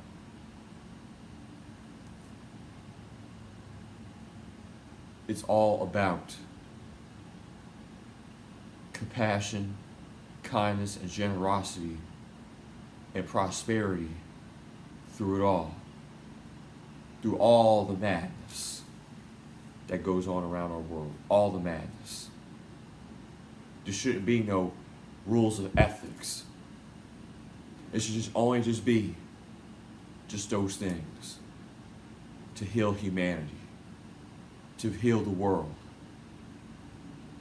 and to truly, yes, to know of upon knowing one thyself. And also the fact that, you know, my parents, well, especially my old man, like I said, I got a lot of regrets, maybe not actually knowing the man. And, you know, this goes back earlier through the time we've been doing this documentary, of the fact that even though I think he's a scumbag piece of shit that deserves hell on earth 1,000,000 times over and over again, and what he put through my sister and my brother through is pretty much close to worse than Joe Jackson putting through Michael and his brothers through. I mean, I know that's a cliche to say that, though, upon me as a man of peace, but like I said, that guy is the most manipulative guy you could ever meet. But I think the only one thing I could really give to that man that I appreciated him, of him raising me, other than my mother, is just going back from the beginning of this documentary, is just that I truly think that he needs that peace love, man. Like I've been saying, that just one instant that he'd been missing his whole life. Because, you know, I met a similar person that came in my life just recently, the last 2 months, and he you know, he doesn't have his parents no more. You know, he only had one single parent. And that kind of reminded me, and it kind of took me back to, you know, my dad, you know, what story he told me of how he grew up without a father in his life. And, you know, just kids with single parents, you know, it's tough on you, you know. And that's why I'm just going back again about this. I'm just rehashing this because, you know, you got all these single mothers out here and single dads, some of them, that have no idea how much work it takes to be human. And even for the ones that don't have kids, that got it, that's millionaires, billionaires, you guys have the slightest idea, the slightest, of how tough it is. Just being a parent, as tough as it all, but just being human is even more crazy enough, more stressful enough, more grueling enough to actually fit the mold within this society, within this world, and through human civilization as we know it now to these days. Because back in our history's past, self-repeatedly, we've always had these humanistic wars with each other, these spiritual warfare conflicts with one other human being towards each other. And it just needs to end, you know. It just needs to end. But in order for that to happen, we have to beat Satan, the devil, at its door. At any which ways can we do possible. And I truly believe that at some point, we're going to reach a point, even up to now, we're kind of reaching a point where we're just all going to say enough is enough. When is too much enough? When is somewhere bearing the mold of the line of it being enough for our future generations to come. And for that to be the deciding factor through our humanistic civilization, humanity, going from now till the end of this millennia, that's something that we truly have to answer to ourselves. That will truly define us of what, as God's creation, that of what God's children as us, that we have been living through time and time again, into the next afterlife and reincarnated back into the next after world of the new life, of the new planet, possibly. Going after once this planet is gone. Where do we stand as human beings through every continent that's living and breathing, and every organism truly has to show for at the end of it all? And that'll be the ultimate deciding factor, that every person in the entire world either knows a little bit about themselves every day or truly don't know, and God will give them the higher definition of the higher calling, their higher elevation upon it inside their lives to truly understand what it truly means to be human. And that's just something that everybody needs to figure out for themselves, going through getting hints from the higher power himself. That's how Sketch A Peaze walks every day, thinks every day, breathes every day, sleeps and wakes up every day. Even through talking to all these different souls out here in the world, that either means harm to me or not. Whether it means going out there, putting on a good show, whether it means putting on a good show over the airwaves, the internet, streaming, it doesn't matter. Whether if I'm writing a good movie here, whether if I'm writing my new book, whether if I'm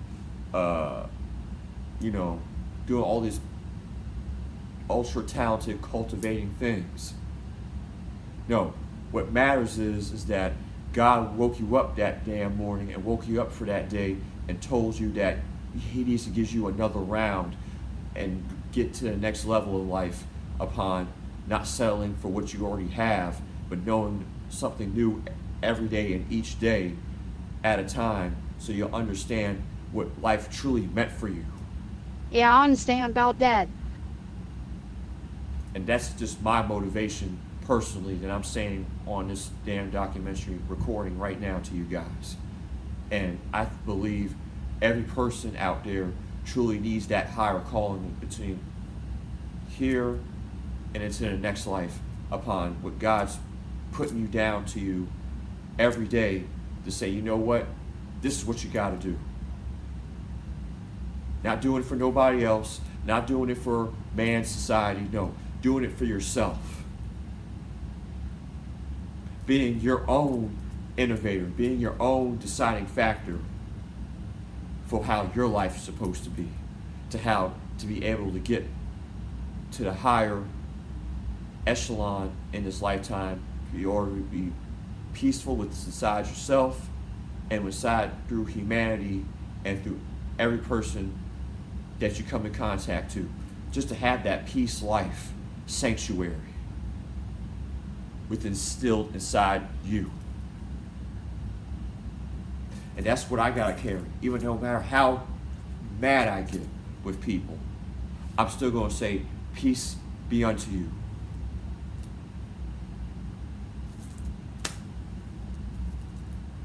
And that's all that's gonna be left said. So, between that, like I said, I have no regrets on the way of how I lived my life up to this point, and possibly hopefully don't have any regrets living now till the end of my time. And all the songs that I've contributed to this world, I have absolutely no regrets of them at all neither. And even for all the accountability that I took into my life and everything I've made up to this point, So all I can say is to my audience and to y'all that I thank you guys for giving me this opportunity to tell my story, to be able to tell my truth about how life and how this world needs to be through my eyes and my spirit coming out through me and expressing that to y'all and to all my fans and followers out there in the entire world. And all I can say is I thank you guys, and I humbly appreciate you guys for taking your time out and coming by and you know, just sharing this story about my life. Thank you guys. I thank you so much. And also that if anybody hasn't, just quick announcement, if nobody hasn't checked it out yet, I got my new album releasing in about a week called Eras. And like I said, this ain't the Taylor Swift eras. Oh. This is the eras of what's been going on not only through my life, but the eras that's been going on through history throughout the world, and as is according to what it is now through the modern technological advancements upon the disposition, depopulation of the Agenda 21 agenda that's going to be happening even more drastically now, going in from 2024 all the way to 2050. And I just need everybody to hang in there. All people of walks of life, you know, that truly wants to know the truth about why the world it is. You guys check that Defining album out by Sketch A Peaze. So hope you guys enjoy it and appreciate, you know, all that I can do for you guys. Anything I can. Yeah. Oh. Right. Oh man. Wow. Right. That's All surprising. right. Thank Oh, you. it definitely is. It is. Thank you. Exactly.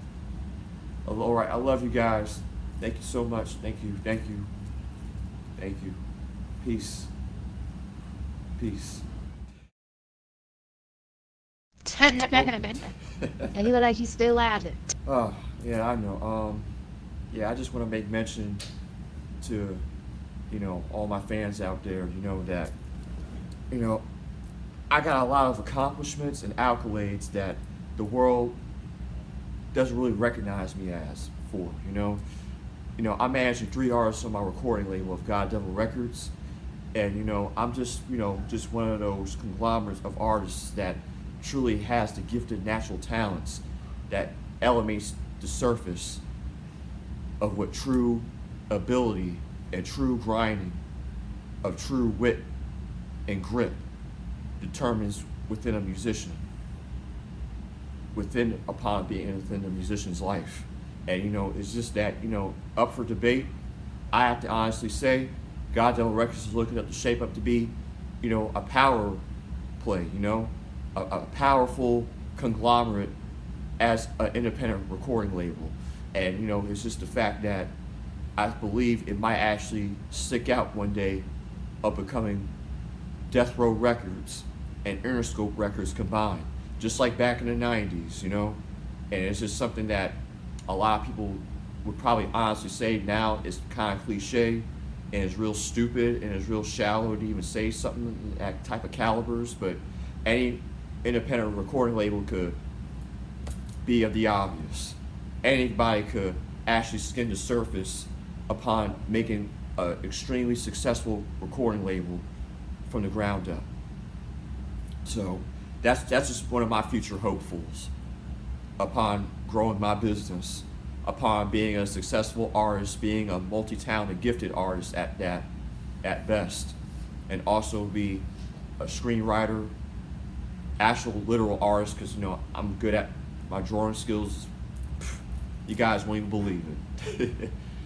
And also of the fact that, you know, I'm able to tell stories, write movies and books, novels, and actually tell my tales to the world, to my fans and followers out there, and actually express that love with the crafts that I've truly don't take for granted. And the fact that, you know, working with people when I was a retail worker, back when I was doing sales, learning from the higher ups, learning from manager workers that I was rubbing shoulders with. You know, it's just the experience that you gotta, you know, teach each one, you know.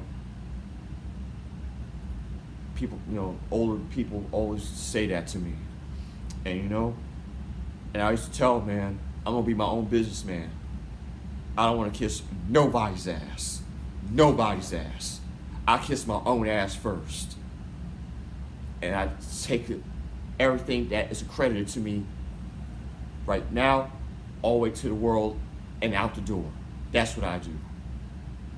And I've always kept that in the back of my head, and I've always expressed that through my speeches when I talk to the public online, when I talk to people in person, when I talk to close friends and close associates. Hell, even to my own girlfriend. I talk about all these things. How to beat against all odds in life situations, struggles, in order to capture that true brass of success that a lot of 6.5 billion people out there truly wants to have and truly wants to ascertain by any means necessary. And that's just something that I think about every day of my life. I express that through my clothing that I wear right here, which, by the way, this is available for $12.99 to $15.99 on my website, on my official musician store. Check that out. Not to cut this speech off from me, but what you gotta understand is, what doesn't kill you makes you stronger in life. And whatever doesn't kill me makes me even more immovable to my circumstance of breaking that barrier down, of expressing what needs to be expressed. So with that taken as my credit, all I can say is that to anybody that truly wants freedom in your life, you need to have the ability inside your soul, inside your heart, to feel free and to think free. Simultaneously at the same time. And to actually have the knack, have the burning desire inside your heart to actually go forward inside your life.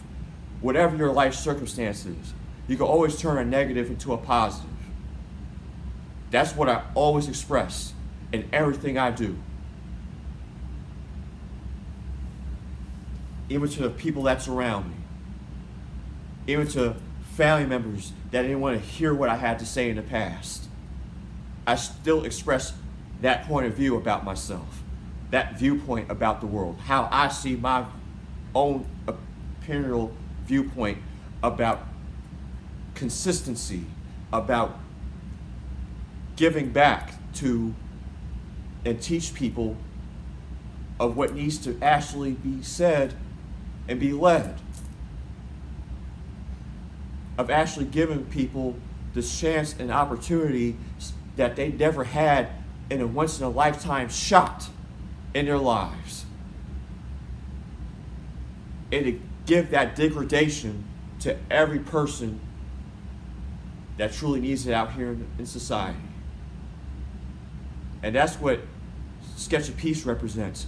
He represents peace, truth, and justice within this corrupted, systematical, institutionalized society, matrix society that we all live in. That we all need to respond accurately when it needs to actually respond. There's too much racial barriers, there's too much racial tension, there's too much bias as just being human and not actually living. That's why I tell my musicians that in my recording label make the best account on that record. Now, I say sometimes I'm not really actually too fond of what they do because my artists or whatnot, you know, has their own identities. So, with that being said, I don't want to lead them astray. I just do my part. I play as a producer, and I just carry my roles. So, all I can say is to my fans and followers out there, make the best of what you got and grow from it and grow on it. That's all I can tell you guys. And that's all I can tell y'all. And, you know, soon I'll be a former adult film star. I ain't gonna do this adult industry crap. It's like I said, it's just a side hustle for me. That's it. It's just a little something on the side. Every artist got their little side hustles, you know, just like how, unfortunately, P. Diddy, he's in a hell of a bit of trouble right now with the masses. But I don't want to get into too in depth with him, but, you know, his little Ciroc endorsement he had, and, you know, Jay-Z and a little bit of Kanye and Rick Ross and all of them. They had little side endorsements. Then you have DJ Yella from NWA. He was a porn director and everything else. So, you know, that's just a few examples right there, though. So, you know, shit, man. All I can say is, you know, whatever hustle you gotta make your hustle. I just don't tell the younger generation to follow in those footsteps of what we're actually doing and making to make those hustles. You could do exactly better than that. Me, I'm about to cut myself off from that line of work, line of industry line off the side because my true identity is youth to heal. Yeah, yeah. See that's my true Yeah, identity right there. It ain't none of those things that I thought I was gonna actually do in my life, and I truly don't want that for nobody in their lives as well. Even if they are in the industry, I don't want it for them. Because at the end of the road, at the end of the rainbow, what is it gonna do for you? Except get you diseases, it gets you bad publicity, extent more, and it also gets you dead lifelines in your relationships. That's all it's going to give you. Lots of distractions and lots of reactions. And that's it. That's just my action plan right there, going on into the future. And I'm going to take all what I've invested up until this point in my life and reinvest it going on into the future for the next generations to come through what my visions are seeing, through what I say in my line of work of within the music industry. And I know the music industry is hurting right now. It ain't gonna be lasting for too long because, like I said, I got plans of acting. I'm doing my own movie right now called Insanity. I got that movie, I got The Perfect Wife movie, and I got Secrets Upon Secrets. All movies I've written myself. Gonna produce myself, and just at least maybe 2 that I'm gonna direct. I'm directing this movie with Insanity. This motion picture film I'm directing currently right now that I'm starring in myself and my girlfriend. So hopefully you guys check that out soon. That'll be on Amazon Prime, hopefully in the future. But if you guys don't see it, that's because I'm doing a lot of stuff behind the scenes. And I do a lot of behind the scenes work too. So it's whatever at this point in my career. So hopefully you guys check me out and check my new album out again. A shout out again for my Errors album will be releasing soon this May between May 21st within that week. And hopefully you guys check that out and check all my other releases out. I got my Insanity original motion picture soundtrack out right now. I released that back in January, and Youth to Heal, the music volume 2. Check that out. I just released that last month. So just check that out. And hopefully you guys enjoyed this documentary, and I enjoyed y'all. And keep your heads out there, keep your heads up strong, and speak with peace. not with hate. And that's it. No hate, no middle fingers. So, hopefully, guys understand that life shouldn't be taken for granted. It should be made exceptionally positive for yourselves. At every last breath you take of each and every day that you live in this lifetime. Peace out, you guys. And thank you guys for this opportunity. Thank y'all. Thank you. Oh, I heard Oh, you relate to a few famous people in your family. oh Yes. man. All I can say is people who I'm related to that's famous. I mean, there's not a lot of people out there in the world that's, have famous people in their family. But, reluctantly, I was just one of the ones and whatnot that I would say pretty much blessed with certain people in my life that I looked up to as my heroes. Just things that, I never really actually shared with a lot of people because, it ain't their business, to say, hey, I'm related to a famous person in the world, Then, you got people or whatever that want to try to mess with you and everything else, And, it's just the fact that I'm a very private person when I can be, or when I am, that usually makes up for how my every day-to-day activities is about me. And, basically, I'm just a private individual. I don't really like to share too much of my stuff except only on YouTube, on my YouTube channels, and basically, just in the life of me. And, being a social media personality and a YouTube personality, a YouTuber, and, many varieties as being a content creator on top of my career as a musician and a multi-talented musician at best and multi-gifted musician. All I can say is that basically, I try to spend my time each day, whatever I have to tackle by task each day that represent my true quality of me, So, with that being said, oh man, that's my dog. He's growling. Hold up. And there you go. There you go. Okay. He's going to. But anyway. Oh, Oh man.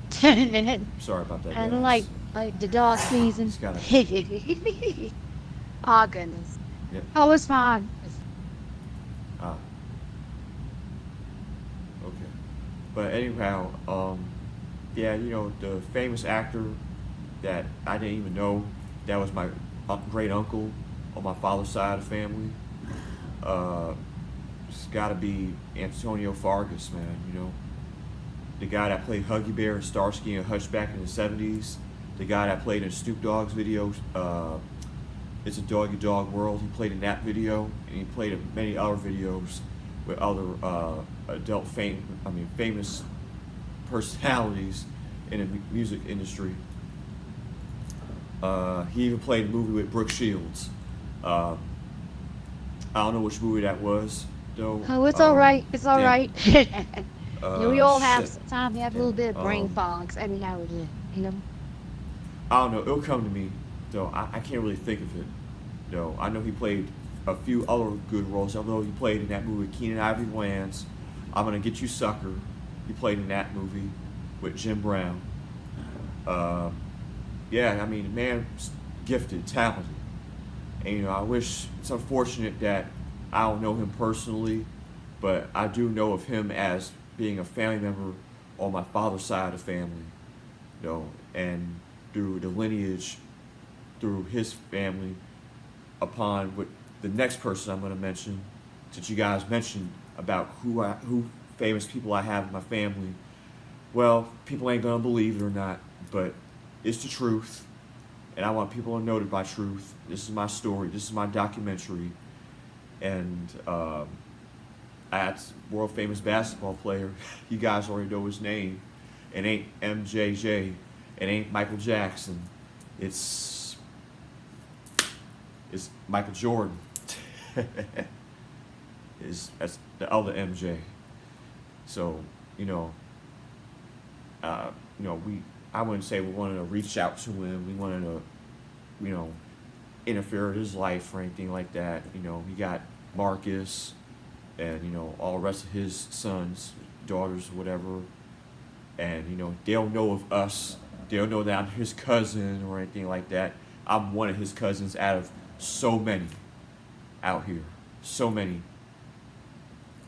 On my dad's father's side of his family, so all that I can consist of with that is, he's doing well, best power to him. The man is generically and genetically gifted. I admired the man since I was a kid, like many other guys out here that admires him. And, basketball fanatics. And, I just won't kill over for the sneakers, I'm not really too much of a sneakerhead like that. I'm a non-generic type of guy, I don't wear brand stuff. I mean, I might wear like a t-shirt like this sometimes, or my own, clothing stuff, Youth to Heal, or, Sketch A Peaze gear. But, and it's just my favorite movie, Stepford Wives, so, oh man, because that's hopefully that's something that the world won't be at because of how the dating pool is. But we ain't gonna get into that though right now. So, but basically, all I could say is, from a humble heart, from a humble soul like me, is that, from one talent to another talent, I just wish him the best. I just wish even my great uncle the best. My uncle Antonio Fargas, my uncle Fargas, and my cousin Mike, my cousin Jordan, man, Mike Jordan. So that's all I could contest to those two dudes. I wish them, those guys, those two legends that did it best for black folks, for the black community. I wish you guys utmost respect, utmost humility. And, keep you doing y'all thing, man. Keep doing y'all thing. And that's basically all I can say about those guys. That's the famous people in my family, though, mostly on my father's side of the family. Even though me and him ain't, is where we at in our lives. But that's all I can say. Yeah, on my behalf. yeah. Oh, it definitely is. It is.